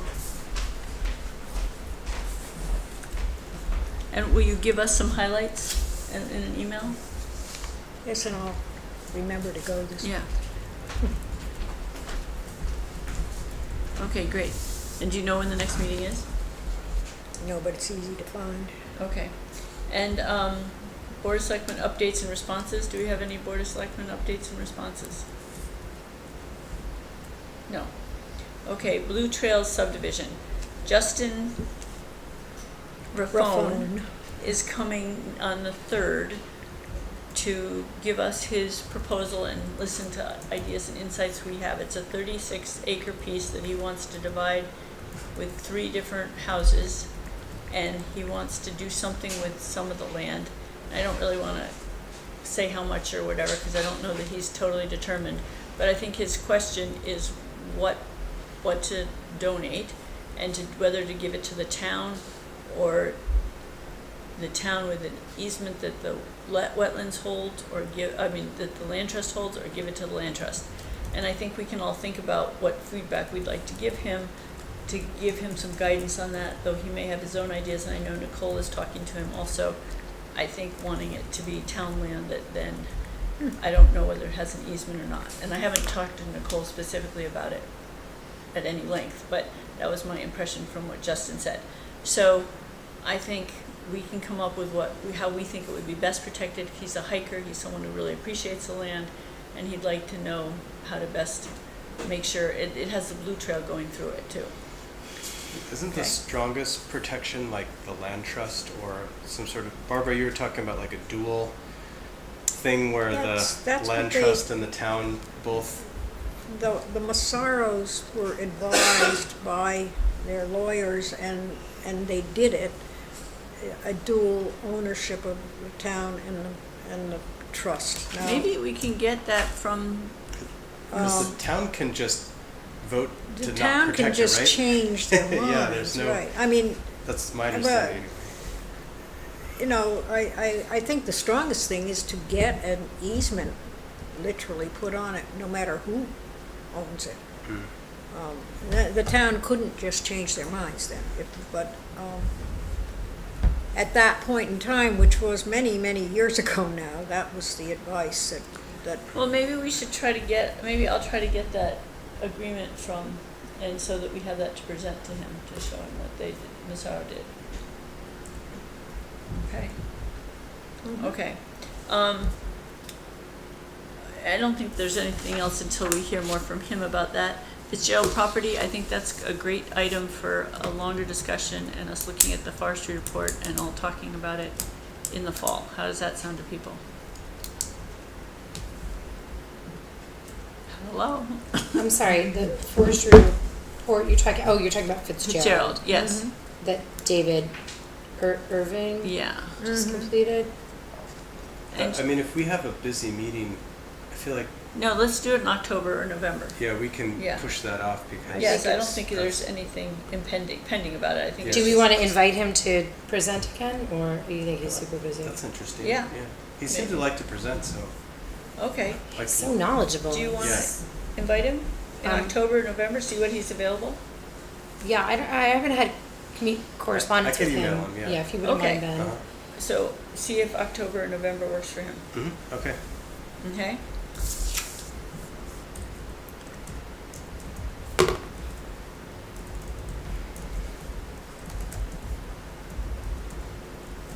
Okay, great.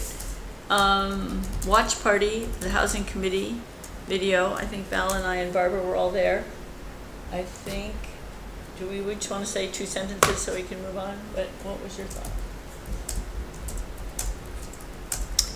in truth, I remember the first one more than I remember the second one. In the first one, I felt that they were trying to get the point across that having affordable housing was okay, that the people living in affordable housing were nice people. And I don't, that was nothing to do with the questions or the problems we have. It's, as Ben said, it's where they put affordable housing, not having affordable housing. That's perfectly Well, valid I point. think one of the other points about that was that it could be very varied. It could be in a farmhouse, it doesn't have to be a huge, Fountain Street. Yeah, Fountain Street project, right, it could be 6 units here or 3 units there, Right. yeah. The second one, I felt, as you mentioned before, that they were just, sort of, oh boy, here's an open piece of land, let's grab it and put affordable housing on it, and without any thoughts about the infrastructure that's needed, et cetera, et cetera, et cetera. That became an afterthought. So I wasn't impressed with that. Yeah. Val, any thoughts? I missed the first part of it. I wasn't sure, were they suggesting that we donate a piece of property to someone? Was that what they were? That was their idea, is if a property came available, we can optimize both conservation and housing. The truth is, the land that came available, it was is all open space, but now the opportunity is to make some of it open space and some of it, a development of sorts. Mm-hmm. So I wasn't sure that was what they were suggesting, and then also just having a lot of questions. To me, again, it's not very concrete. It's just Yeah. to It say seemed we're a going to little- have something, but maybe I need to go to the finance meeting and get a little bit more clarity. But for me, I just don't Well, understand. that's a good idea. Yeah, it seemed like it was, The infomercial. second one, they were emphasizing how conservation and housing people can meet in the middle and work together. And personally, I did not find the point made. I mean, there was no middle. there was no middle. No, they middle did was- not come up with a middle, as far as I was concerned. The middle got dropped out. Yeah, that's my feeling too. I think it's people who, I don't know. They did not convince me that housing So do you guys and have enough conservation information about this to get an idea? Oh, Sharon, before we leave this topic about housing, and since we're having an upcoming meeting in September, you're saying, so what was the date? Uh-huh. September 4th. September 4th. Would it be a good idea if I would make myself available, if someone wants to call, we can maybe be a little bit organized with our thought and our questions before they come. Great So idea. Make sure that we're getting the most out of this meeting that we can, and because I want to have a takeaway, Things not that just, are a little bit concrete. more, right, rather than having a lot of side discussions. And I think it'd be better if we could, 2 or 3 of us or whatever that's allowed, can get together and come up with some. Yeah, Great. good to even maybe come up with an agenda or a broad agenda and maybe let them weigh in on it, of course. But if we could have some agreed on things that we want to discuss, because yeah, I can see even 45 minutes if people start meandering and Which will on happen. topics, it goes very quickly. Yeah. I mean, look, So- it's already 8 o'clock. So, how about, I'm suggesting Ben, Val, and Diana on that. Is that okay? No? That is okay. It is okay? Yes. Okay. Yes. 3 brilliant people. Okay. I love how Sharon assigns everything. I want to get things to happen. Okay, now we're back to the discussion on the POCD public hearing in 2 days. Can you repeat that, Sharon? What did you say? The item number 9 is discuss responses for the POCD public hearing for August 13th. Oh.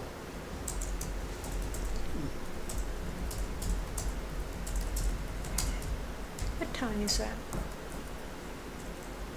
What time is that? Kathy, do you know the time of that meeting? Which meeting? The POCD open hearing? And where is it? So I've got some points I can just start throwing them out there in the interest of just getting things going. Uh-huh. And then you guys, feel free to jump in or interrupt or whatever. So I try to kind of distill it down, but I feel like one point is that the Conservation Commission was not a meaningful part of developing the POCD. So, TPZ had multiple meetings with SLR. Conservation was relegated to a single meeting with SLR without any members of TPZ present. So this also kind of speaks to the fact that TPZ is kind of walled off from environmental information.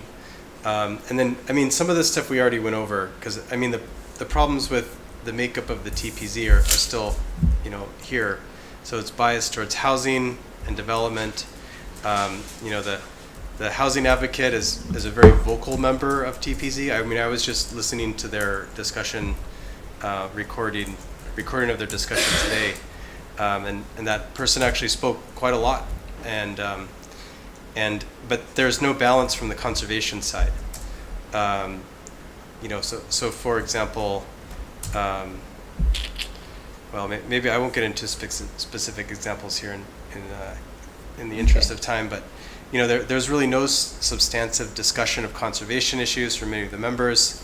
Again, it's not wrong to have advocates or people who are very interested in housing. It just needs to be balanced, especially because the public can't weigh in on any of this. So they really need to have a balanced view. And I think this sort of led to the fact that, I found that the plan really lacked cohesion. It feels like two separate plans stapled together, and the goals of the different sections conflict with each other. And it's not really clear to me how the town is supposed to navigate these. And I think it's a major missed opportunity that conservation was not sort of a first row member of the commission that put this together, because I feel like we could have come up with something that was much more integrated. Also that we were given less than zero guidance, even though we did a pretty good job on what our recommendations should be. There was nothing. Yeah, that was a problem, but it's even, they took most of our recommendations, but it just turned into two separate plans. So. With an emphasis on, Yeah. the distribution of information seemed disproportionate. In past POCDs, it seemed like there was sort of a relative similar amount of data on both areas. Yeah. And they left out lots of things about soil types, and they left out a lot of information they did a lot of demographics and background stuff about housing, but not very much about the land and its history and its, its Yeah. value. It- It didn't it- emphasize it- its value. Yeah, without us weighing in, there could be some of these unintentional consequences from, like we're talking about Fountain Street earlier, where they start degrading a lot of natural resources, and delicate natural resources like the rock, for example, the fragmentation. But And if- one of the Giving the green light problems- for development in the future, basically, without conservation being a constricting factor. But one And of I the think that's the basic key piece. Forget a problems constricting of the factor, just weighing in. POCD is it really is a plan of development. And I was told that by the powers that be at one of the meetings they had, that conservation has its green Open space plan, yeah. plan. I think we should And directly conservation speak has to its that. green That space is plan, not- and they that should is not actually, valued they the same should amount. consider removing conservation from this plan. Right. That's what I was told straight out. So this is, so they, Well, and I think the other thing that was really. it shouldn't be, So- but that's what.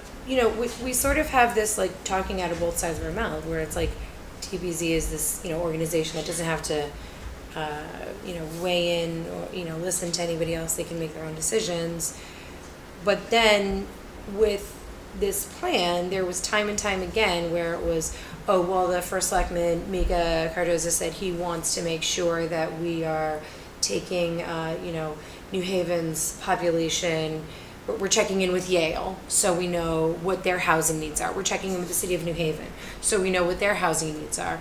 And there was nothing on like, well, are you checking in with like the residents of Woodbridge, or you know what I'm saying? Like, what are the needs here based on the community, or is it constantly just this, what, the way that I saw it, the thematic thing that I thought was the biggest issue is this wasn't a plan of conservation and development for Woodbridge, this was a plan of development for New Haven.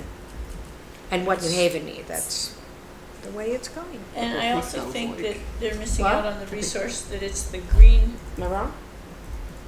or it's the greenery that we have that is helpful to New Haven. It's actually a resource that's being underestimated.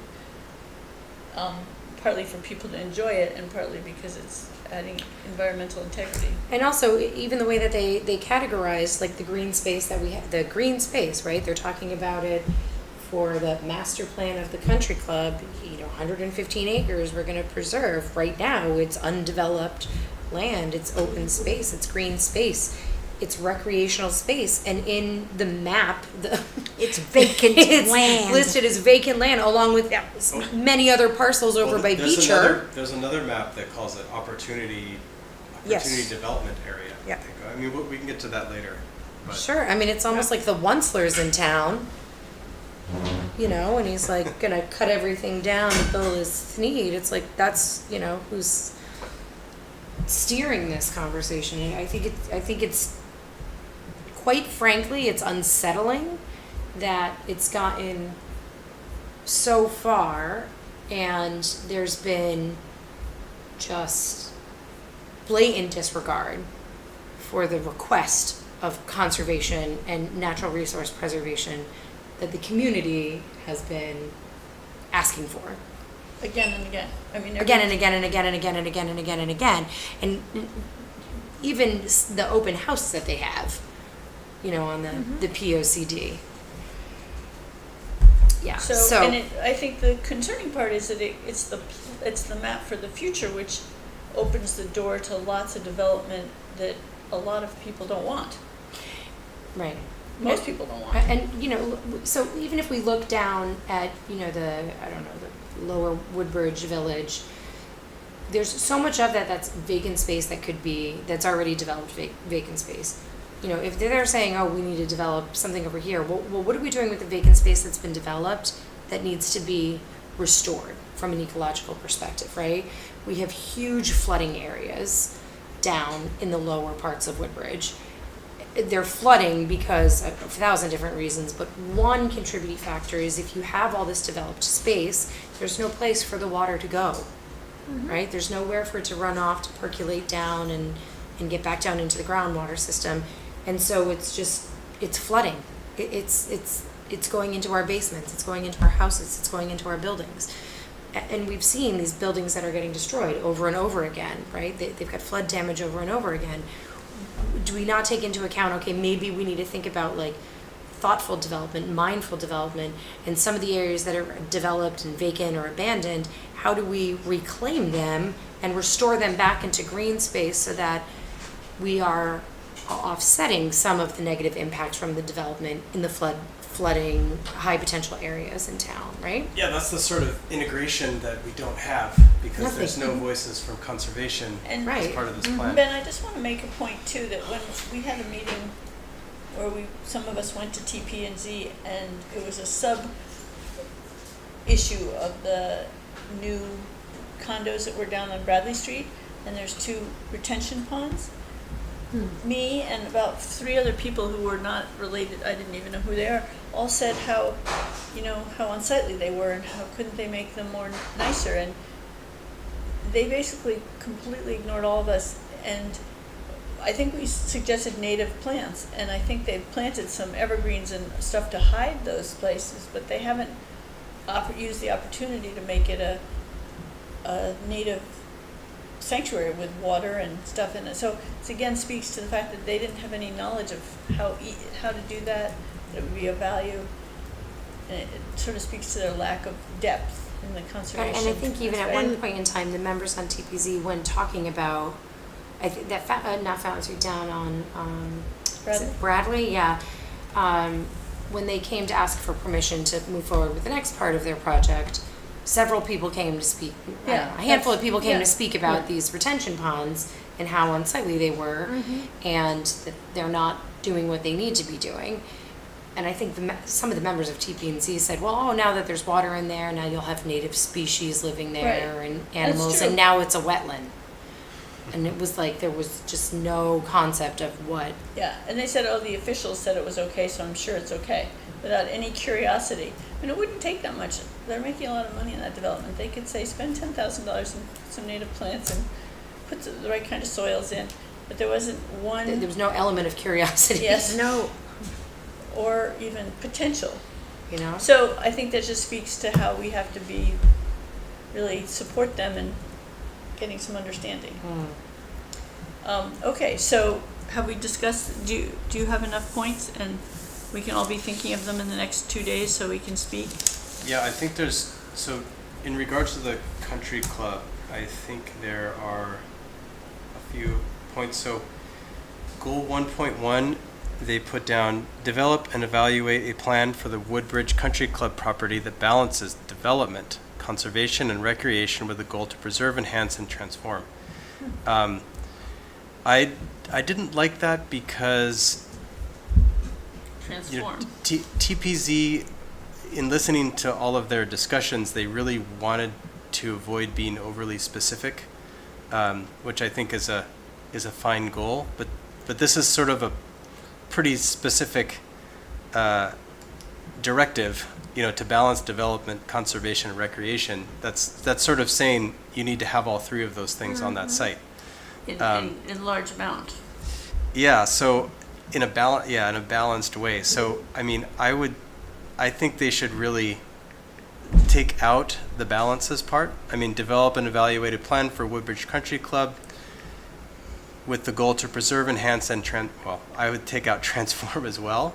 Preserve and enhance or something like that, Put that wording in, maybe make that suggestion, that would be great. Okay. The other area, so if you guys, I don't know if you guys have it open, but if you look at the future land use plan, figure 5-1A, they have the entire country club site called Woodbridge Country Club Opportunity Site. So this is actually inconsistent with the Woodbridge Country Club Master Plan, which has... And with the Conservation Commission recommendations. And with the recommendations, which has... And the open space plan. And the open space and the plan. open space which plan. has most of it as open space. So, I think they need to, at a minimum, update this to reflect the Country Club Master Plan. And maybe it's just that, that's getting finished now and they had to put this out there. No, this is so- the draft. I think this is the time. Yeah, so we're they closing in on the end. Yeah. I have a question, Mhm. sorry. Mhm. You mentioned that TPZ has the authority to change zoning. Who has the authority to actually sell or to bequeath or donate any part of the country club? Who has? Board of the- Selectmen. Yeah, the The- town. the- And a They- referendum. And a referendum. Town. And, wait, and a A referendum? referendum. Well, they can try to get around it, I think, but I think I don't know if they can, actually. I think Mika said it has to go before the town, but going before the town as a hearing or as a referendum, I think it has to be a referendum, but I'm not positive. It is true. It has to be It has to be referendum. a Okay, it has to be a referendum. referendum. If they can't figure out some way to avoid it. Right. What did you say, Barbara? If they can't? If they can't figure out some way to avoid it. On paper, it must, anything over 100, not 100 acres, anything over a certain acreage has to, whether it's leased, sold, How about altered or improved upon? That's a good depends upon question. that definition, but it has to go through a referendum.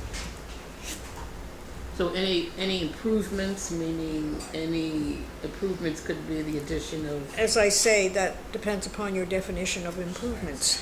Valerie, I don't Improvement. think we know is the truth. Changes, turning over its, Ownership.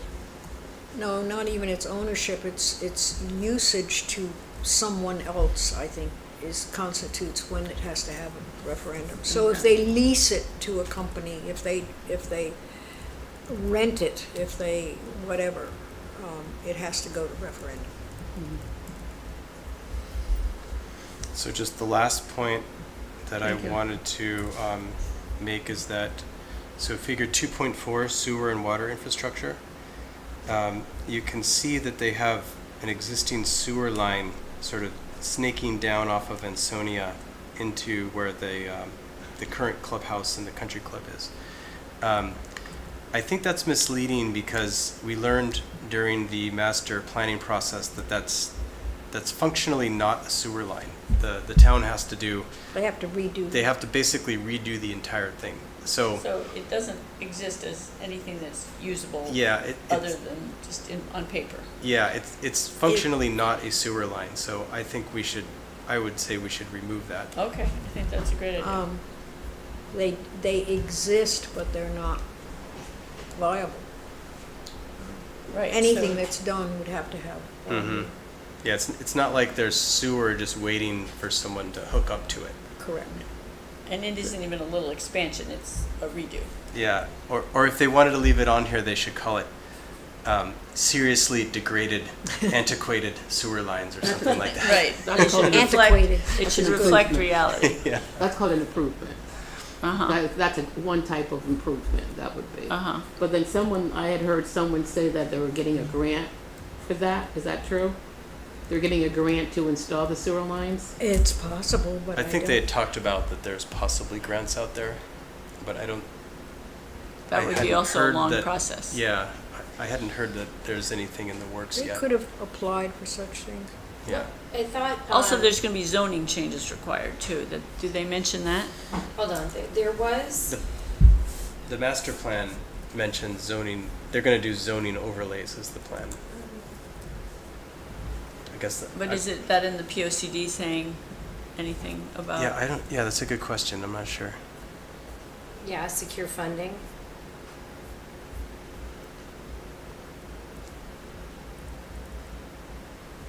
There, applications, strengthen applications for funding, for a grant and funding opportunity, highlighting the priorities, priority initiatives within the plan. Support efforts to secure resources for future projects and funding, planning efforts.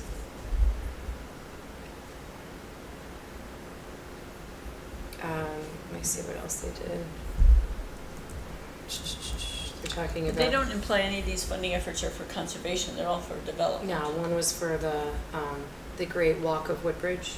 It's out here now. The walk to the door that never opens. The door that never opens. Is that the library door? Yes. The old entrance to the Are old they gonna have library. to start making that open, or they don't wanna make that No. open? There's no way to make that open. That's Mhm. terrible. Okay, So they talk about identify and pursue grants and other funding opportunities to improve infrastructure and economic capacity in the business district. So maybe we'd like to add that they improve the money for conservation and enhancement of wildlife. I mean, Pursue state and federal grant and funding opportunities to reduce the cost burden to town residents to support housing-related infrastructure such as feasibility cost studies, road But do you see any interest in funding? for improvements, conservation? utility expansion, and environmental remediation. Mm-hmm. Sounds dangerous. Well, All environmental for housing. remediation, I'm thinking is All for housing. Brownfields. yeah. Yep.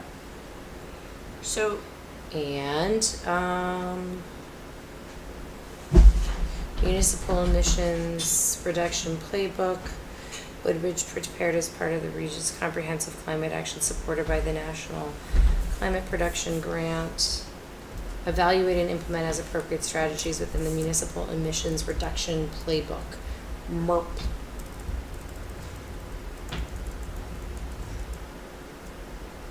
Don't encourage me. Coordinate with the CT Healthy Living Collective to seek grants and funding for the Department of Aging and Disability Services. Let's expand the senior and social work services. so there's no money for conservation in there so far. A few you more. see. Support Amity Regional in pursuing grant funding to renovate the library and media center, identify and pursue grants to expand town park recreation, and particularly municipal places for people with disabilities, and Renovate. so it says enhance open space and preservation's action, continue to seek funding to preserve and maintain open space through the town budget and grants. Well, through the town budget, and maybe we should say state and federal. Yes. Can I add comments to this?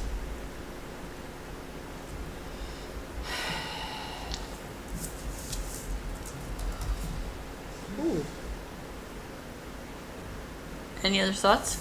Or should we move on? Do we, I think it seems like we should all look through the POCD and have our own thoughts for that night also, if there's anything else that we come up with. Yeah, I can throw everything I have into a Google Doc and then you guys can add and stuff from there. Okay. Maybe we should put initials by people saying different things. Yes? I have a question, and this is, I'm not sure if I heard this at one of the meetings, especially the housing meeting that we attended. But can anybody imagine or foresee Woodbridge leasing land and having improvements on it, but then keeping the land? Keeping the ownership of? Keeping the ownership of the land, and they can put improvements on it, and it's Yeah, they discussed, that was a major topic of discussion for the master plan. I'm not sure where they fell on it, but they do it with the Lucy Street development, I think. Yeah. It's technically a lease. And so they talked a lot about whether it would make sense to lease parts of the country club for development. I'm not sure, I can't remember what they decided, or if they I decided don't think they anything. decided, I would I think they were guess. sort of just looking, they did discuss it a lot though. oh, they did, okay. Mm-hmm.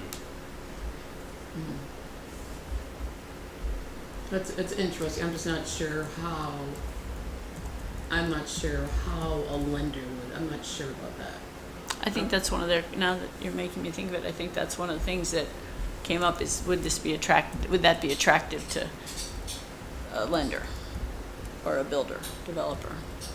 Well, no, I don't mean a builder. I mean a A lender. lender. So that if somebody Be did attractive to the lender, but whether, a lender for each individual unit, each person would Oh, I see. a lender. Oh, I see, got it. People holding the mortgage. Yeah. There's a huge emphasis on that, or I should say, there's a strong emphasis on New Haven as a popular employment location, talking about 6.6% of the jobs held by Woodbridge residents are in the city of New Haven. 6.6, that's not very much. I feel like it's a lot more than that. Well, it Yeah, says there's a lot more. 28.1% working in New Haven. The most common of employment industries are healthcare, educational services, social services. Yale and its associated research centers and businesses also provide employment in these various things, which accounts for 6.6% of the jobs held by Woodbridge residents. So Yale is 6.6%. Oh, Got it. pretty obvious. But I wonder, That seems low too, actually. I agree.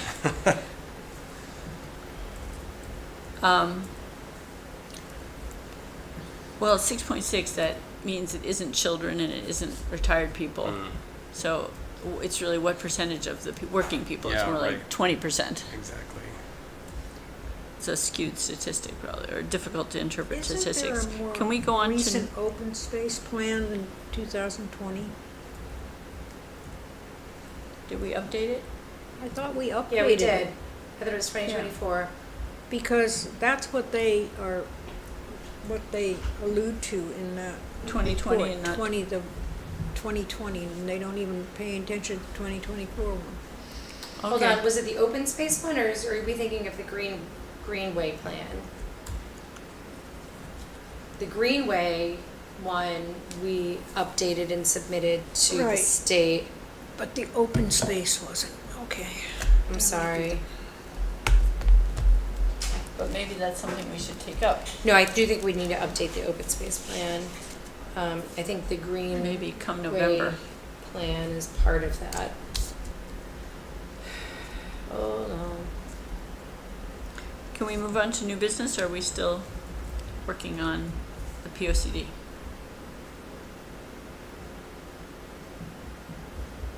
I will send this document to everyone, and you guys can add anything I didn't capture. Let's see.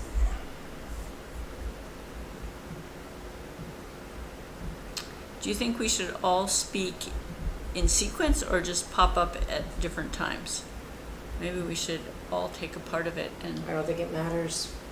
I think it would be more maybe powerful as as not an official commission, but as we all sort of reiterated together. Yeah, it seems good that we could just each take a section and just, or Take I our don't 3 know. minutes. Yeah, or we could each Overlap come a up little with bit. individual statements and. Mm-hmm. How does that sound to you, Barbara? Or maybe we should all stand up together as the commission and each go take our turn. Sing it in harmony. Yeah. I think that would make it convincing Boyz to II the Men. people who are hearing us that we are Yeah, I think so. a group that was supposed to be included significantly that feels quite sidelined, and we want to make it clear that we'd like to have more conservation implemented in that plan. Yeah, I think that's a great idea.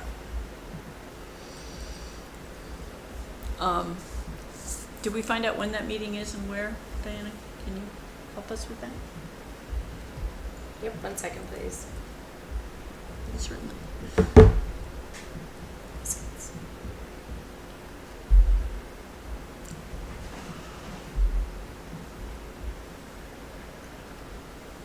The Board of Selectmen public hearing is 6 p.m. Town Hall Central Meeting Hall, Right here. 11 Meeting House Lane. The Board of Selectmen regular meeting starts at 5. Just beforehand. Means the board will be here to hear this. At least. Oh, The plus board the- is the one that's hearing it. Oh. We give the board the feedback. Oh, I got it. Okay, I didn't know. I thought we were presenting to TP&Z. We're presenting to the board. Bless you. Okay, that's good. Sorry, I'm looking for the agenda for the Board of Selectmen meeting. Which, if they're anything like us, they don't have it out yet. No, they It don't. wasn't out yet as of like an hour ago, No. Okay. so I don't think so. So can we move on to new business? I don't know that we have to Remains discuss. same. I have a Pardon me? question. Yeah. A couple of months ago, our governor vetoed the housing bill. But I don't know if anyone else saw the housing bill, but in it, it had each town and the number of units that was each town's goal to have for affordable. I just wanted to know, had anybody else seen this housing No. bill? So it got vetoed, so it didn't go into law. Yeah, he it didn't was sign it. vetoed. He had it on his table, that's what I was saying last meeting, he had it on the table. Wow, that's He important did- information. No, Yeah, not really. right, I so mean, No. he didn't sign, he did not sign it, but they will be coming back with another bill for him to look at. Yeah. But within that bill, there were a number, each town had a prescribed amount of units that they had to have. Did anybody else see the bill? Well, supposedly it was suggestions. Yes. Is what, it wasn't law that the towns had to have that, but it was like suggestions, is from what I read. But But I think the reason, I mean, what I read anyway is the reason that he vetoed it is because he said there needed to be buy-in from the towns themselves. that's, And there Right. wasn't enough. that he felt that the towns Mhm. should be more in charge of Yes. what happens to themselves Yeah. than the state.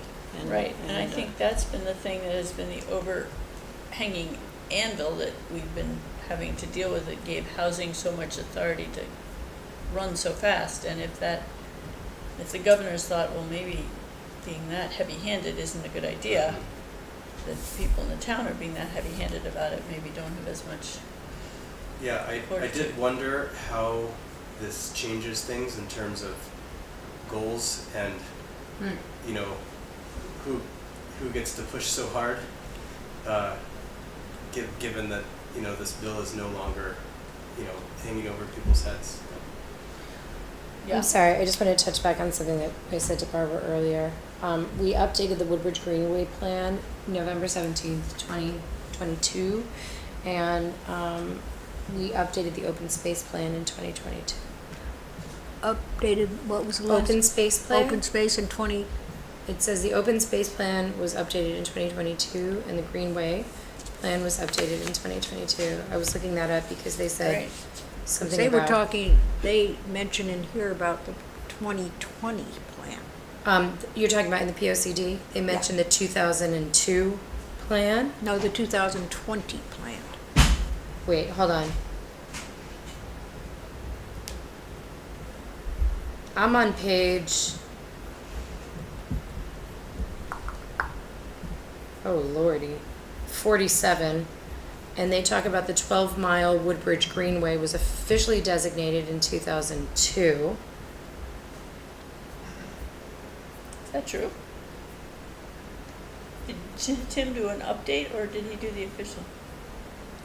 I don't know. It was if- officially designated, but it was updated. Yeah, we updated it in 2022. It just says the 12-mile Woodbridge Greenway. That's what I was checking, was the mileage that we have on there. Yeah, we were recognized by the state in 2002 with a 12-mile greenway. And since then, it has been updated, which I think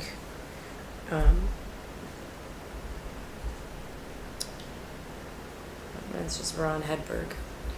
But I think we updated it since then, so I think they should. Put that edit in, do you want to put that in, Ben, that they should update the dating of the, Yeah, so what should they update it to? Sorry, talking about the greenway, You're talking about the greenways and text on trails. It says, Page 47.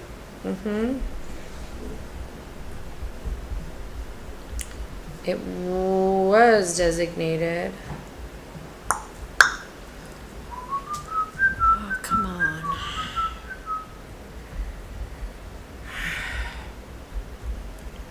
Back in here.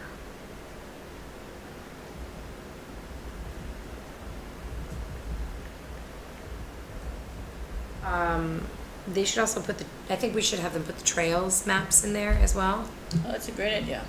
It's a great idea. We want them to add that the Woodbridge Greenway plan was updated in 2022 and increased. Tim would know. Yeah. So you're saying, so 12 Mile was officially designated in 2002, but it's been since updated. Yeah, and it was Correct. updated in In 2022. 22 with more miles, Yeah. extended miles. I have another question. Increase, yeah, In the increase. sorry. Nope, that's it. In the POCD, is there any mention of the Trailmaster and the Trails Organization to maintain the trails? I mean, that might be another thing to add in and give them credit because they're, as far as, Nothing on the Trailmaster. What was it? The land. and trail maintenance and trail, and is there anything on invasive species and anything they want to put in? I think there is something that, In our list there is, but is there anything in the goals? yeah, well, based on their discussion, I know they discussed that there should be a plan. So I think it's in there somewhere, but I haven't Well, validated. Develop a comprehensive plan to manage and remove invasive species, including funding sources, removing and monitoring techniques.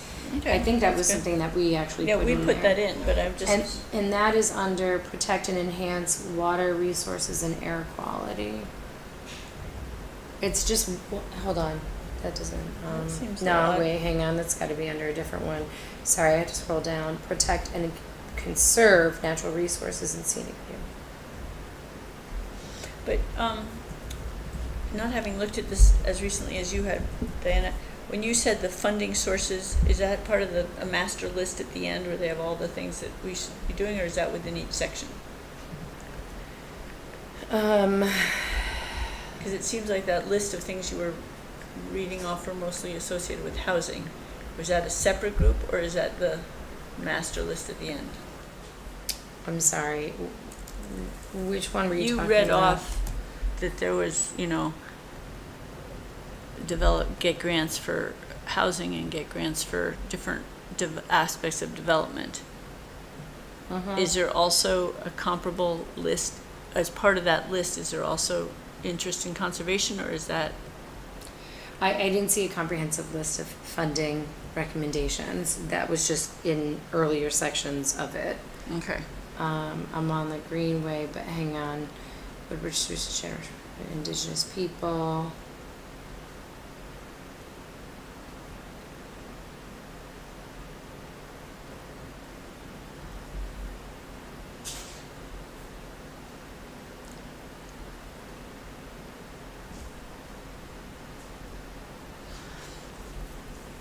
I guess my question is there POCD directive for us to seek out funding? Just. I think that was in one of the strategies. Okay. It was in the strategies under like the actions, if that's what you're asking. Yeah. But like one of the other actions they have here is collaborate with Yale University and related entities and other major regional employers to understand potential growth needs, i.e. housing. I think that's one of concern. And that one, it's fine. Engage with the city of New Haven to better integrate bordering business districts.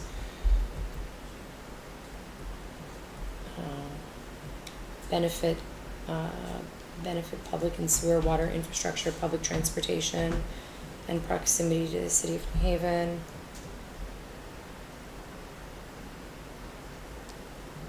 Redevelop and revitalize regional centers within existing areas.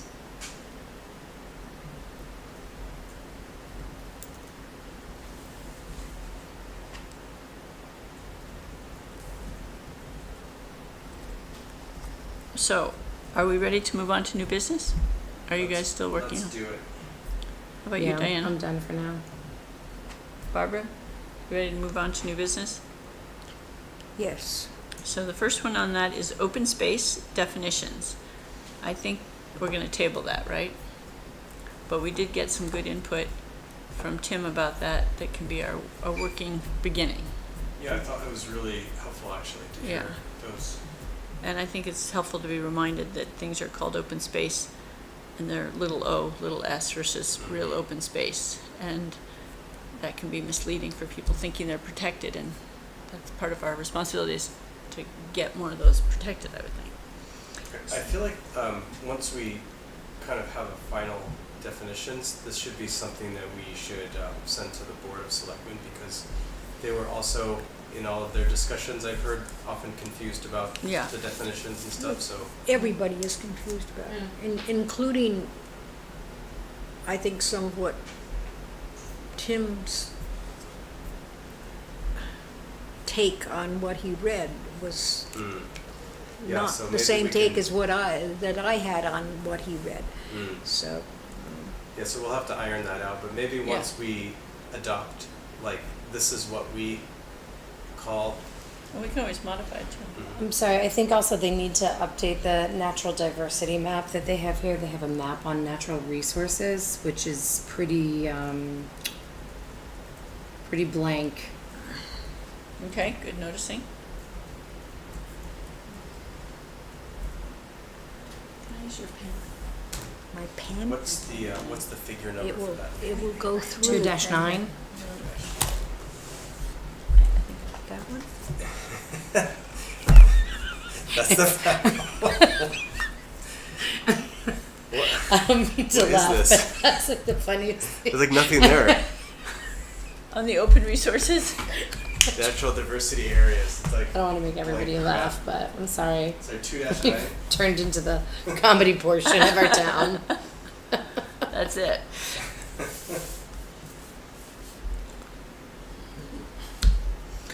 Okay, so these are there. future, the new business are future topics. Open space, social media updates in progress.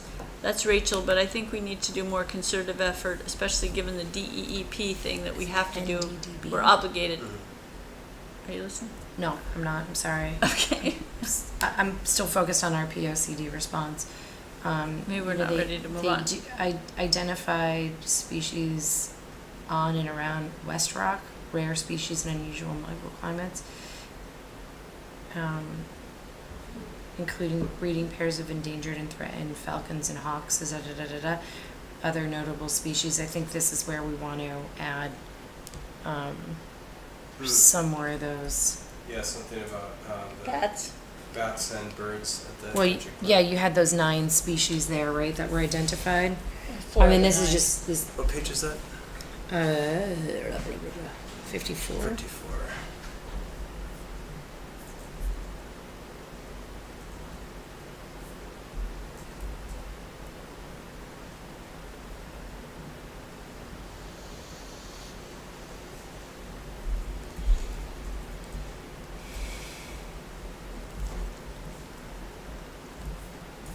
Okay.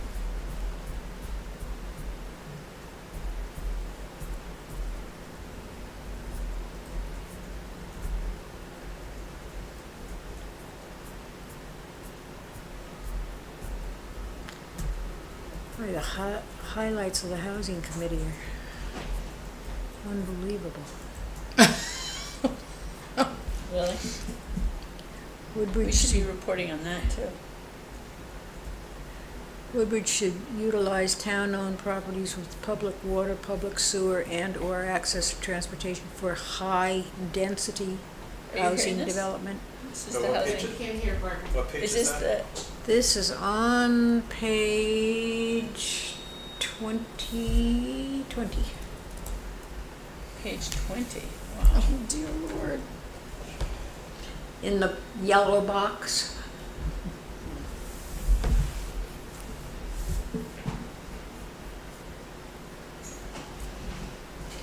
The other thing they changed was something like small town character to like feel Yes, Right? and they were very, intentional they were about very that. intentional about that.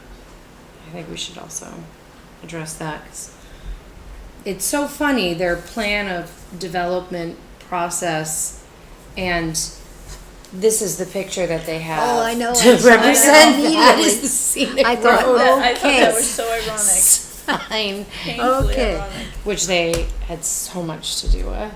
Yeah. Really championed that task being completed.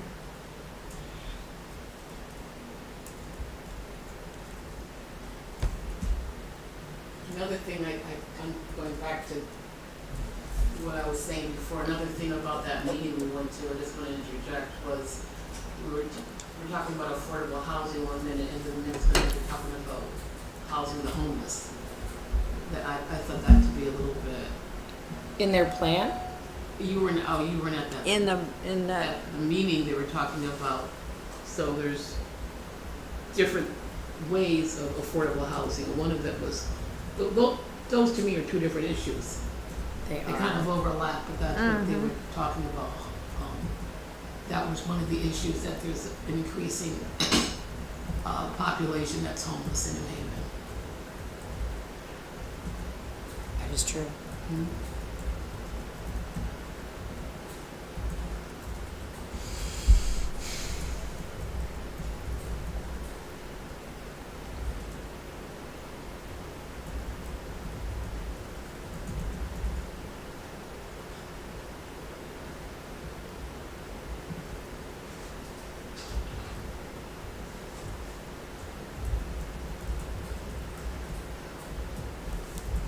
Okay.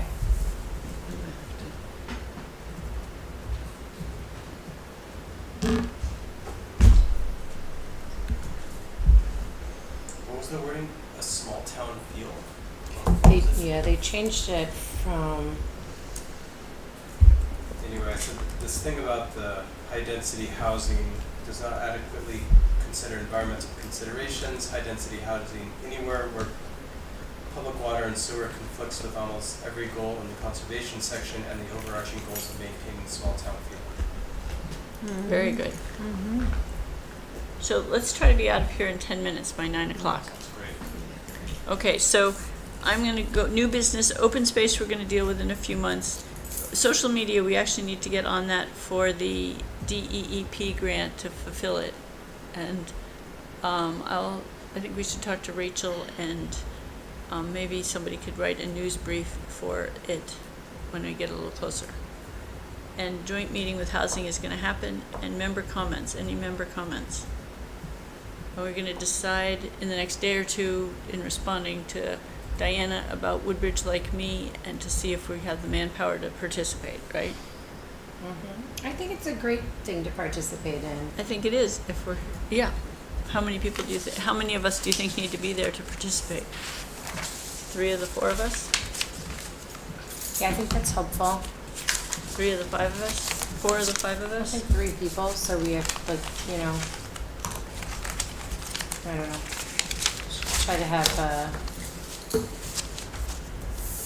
at least 2 people there all the time.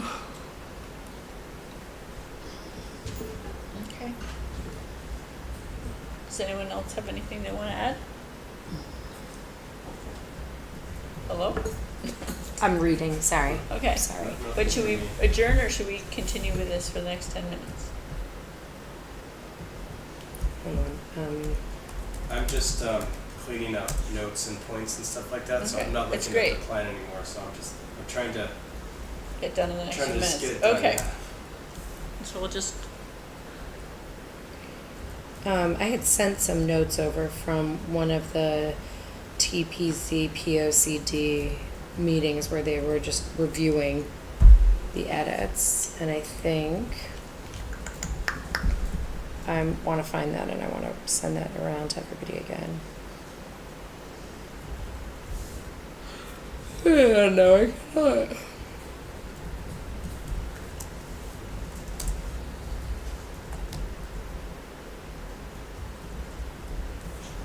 well, it seems to me that not enough is said about the rural character as being of value versus the need to serve New Haven as a outpost for housing.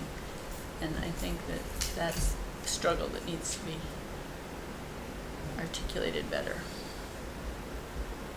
For us to advocate better for the maintenance of it being green space.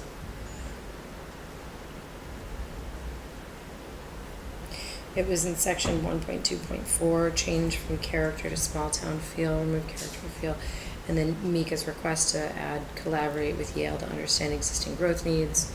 Clee added Yale and other regional major employers.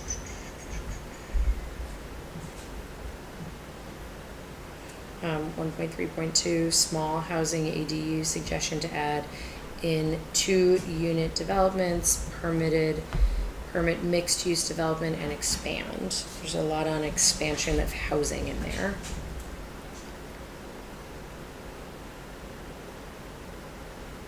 Talking about the grants, the MRDA. I don't know if I found that in there.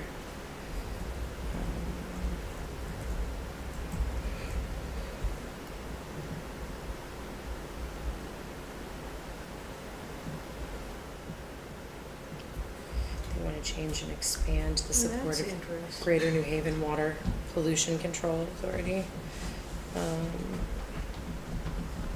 Confirmation from the town administration requesting road projects. Parking still discussing requirements there. Specific transit location to coordinate with transport partners to expand into town. I'm going to expand that stuff. So there you go. Kathy said something about wanting to add the housing trust fund, which is still in the works in the towns, but something that they were. What is the housing trust fund? It was something that she thought the town of Woodbridge was considering, the Board of Selectmen was considering, but she thought it was pretty much This Kathy or Kathy Hunter? Kathy Hunter, I believe. Yeah, it's the housing ones. So.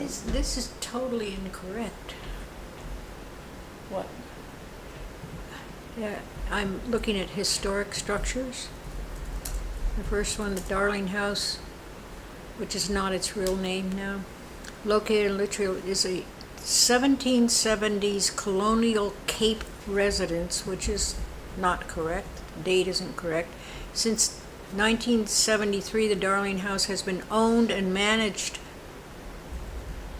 It's not even English. It's been owned and managed the Amity and Woodbridge Historical Society. It isn't owned and managed. It doesn't even say by the Woodbridge.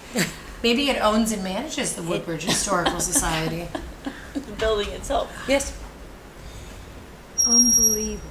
This is it. Consider establishing a housing trust fund that promotes affordable housing by providing a dedicated, flexible funding for development, preservation, and rehabilitation of housing for low and moderate income houses. And it's currently home to the Darling Farm. They took this straight out of the last one. It's not accurate.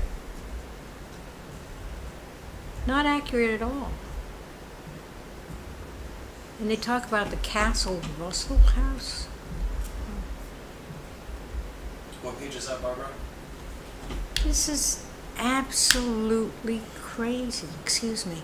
It's 49. 49. All right, I'm gonna re-forward this to everybody.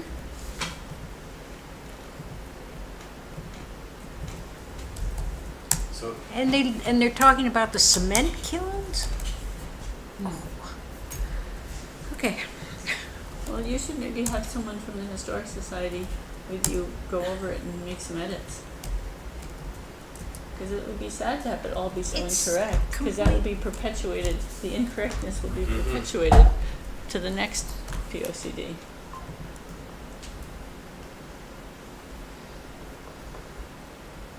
Yeah. I mean, it This is definitely 2 seems like they days. should have had the Historic Society review it, right? This is in 2 days. Yeah. Or Barbara, are you? At least you who can have. who is I planning thought to we'll go? just mention that. Sorry, who is planning to go in 2 days? All right. I am. Are you? I'm going. Of course. I'll go. Val? It's been on Wednesday, On Yes. Wednesday night, yeah. what time? 6. Even if you can't go, I thought, was somebody reading comments out loud last time? Or one of us could read someone else's comment. Okay. We have 2 minutes. Okay. What was your thought? Do you want to finish that thought? If Val can't go, do you have any Somebody thought? could read her comments. I was trying to think, well, I was asking if they have somebody at TPZ who reads the comments out loud like they do at the Board of Selectmen meeting. Oh, well, it's going to be a Board of Selectmen meeting, isn't it? Oh, Yeah, this is POC. nice. There's too many hearings. I'm hearing what you're saying. So does that mean Val could write something if she wanted to, and it would be read out loud, or if there are too many of them? Yeah, I will believe be if on you file. send them over to Allison, she reads them aloud. So if you can't come, you can do that. You can also CC one of us and we can ask permission, to read on behalf of you. And you can If you also can't, talk to, if you want ideas of points that might otherwise be covered, you can talk to Ben or Diana. Or me. Okay, so let's try to, Ben, if you have 10 minutes after this, we'll put them into themes and then assign a theme. One of them could be themes. Themes missing from the POCD. Yeah, they're kind of themed. Yeah, they literally call it themes. Oh, here in the POCD? Oh, Yes. there, I see. All right, we need to let Nick. Okay. Okay. Should we move to adjourn the meeting at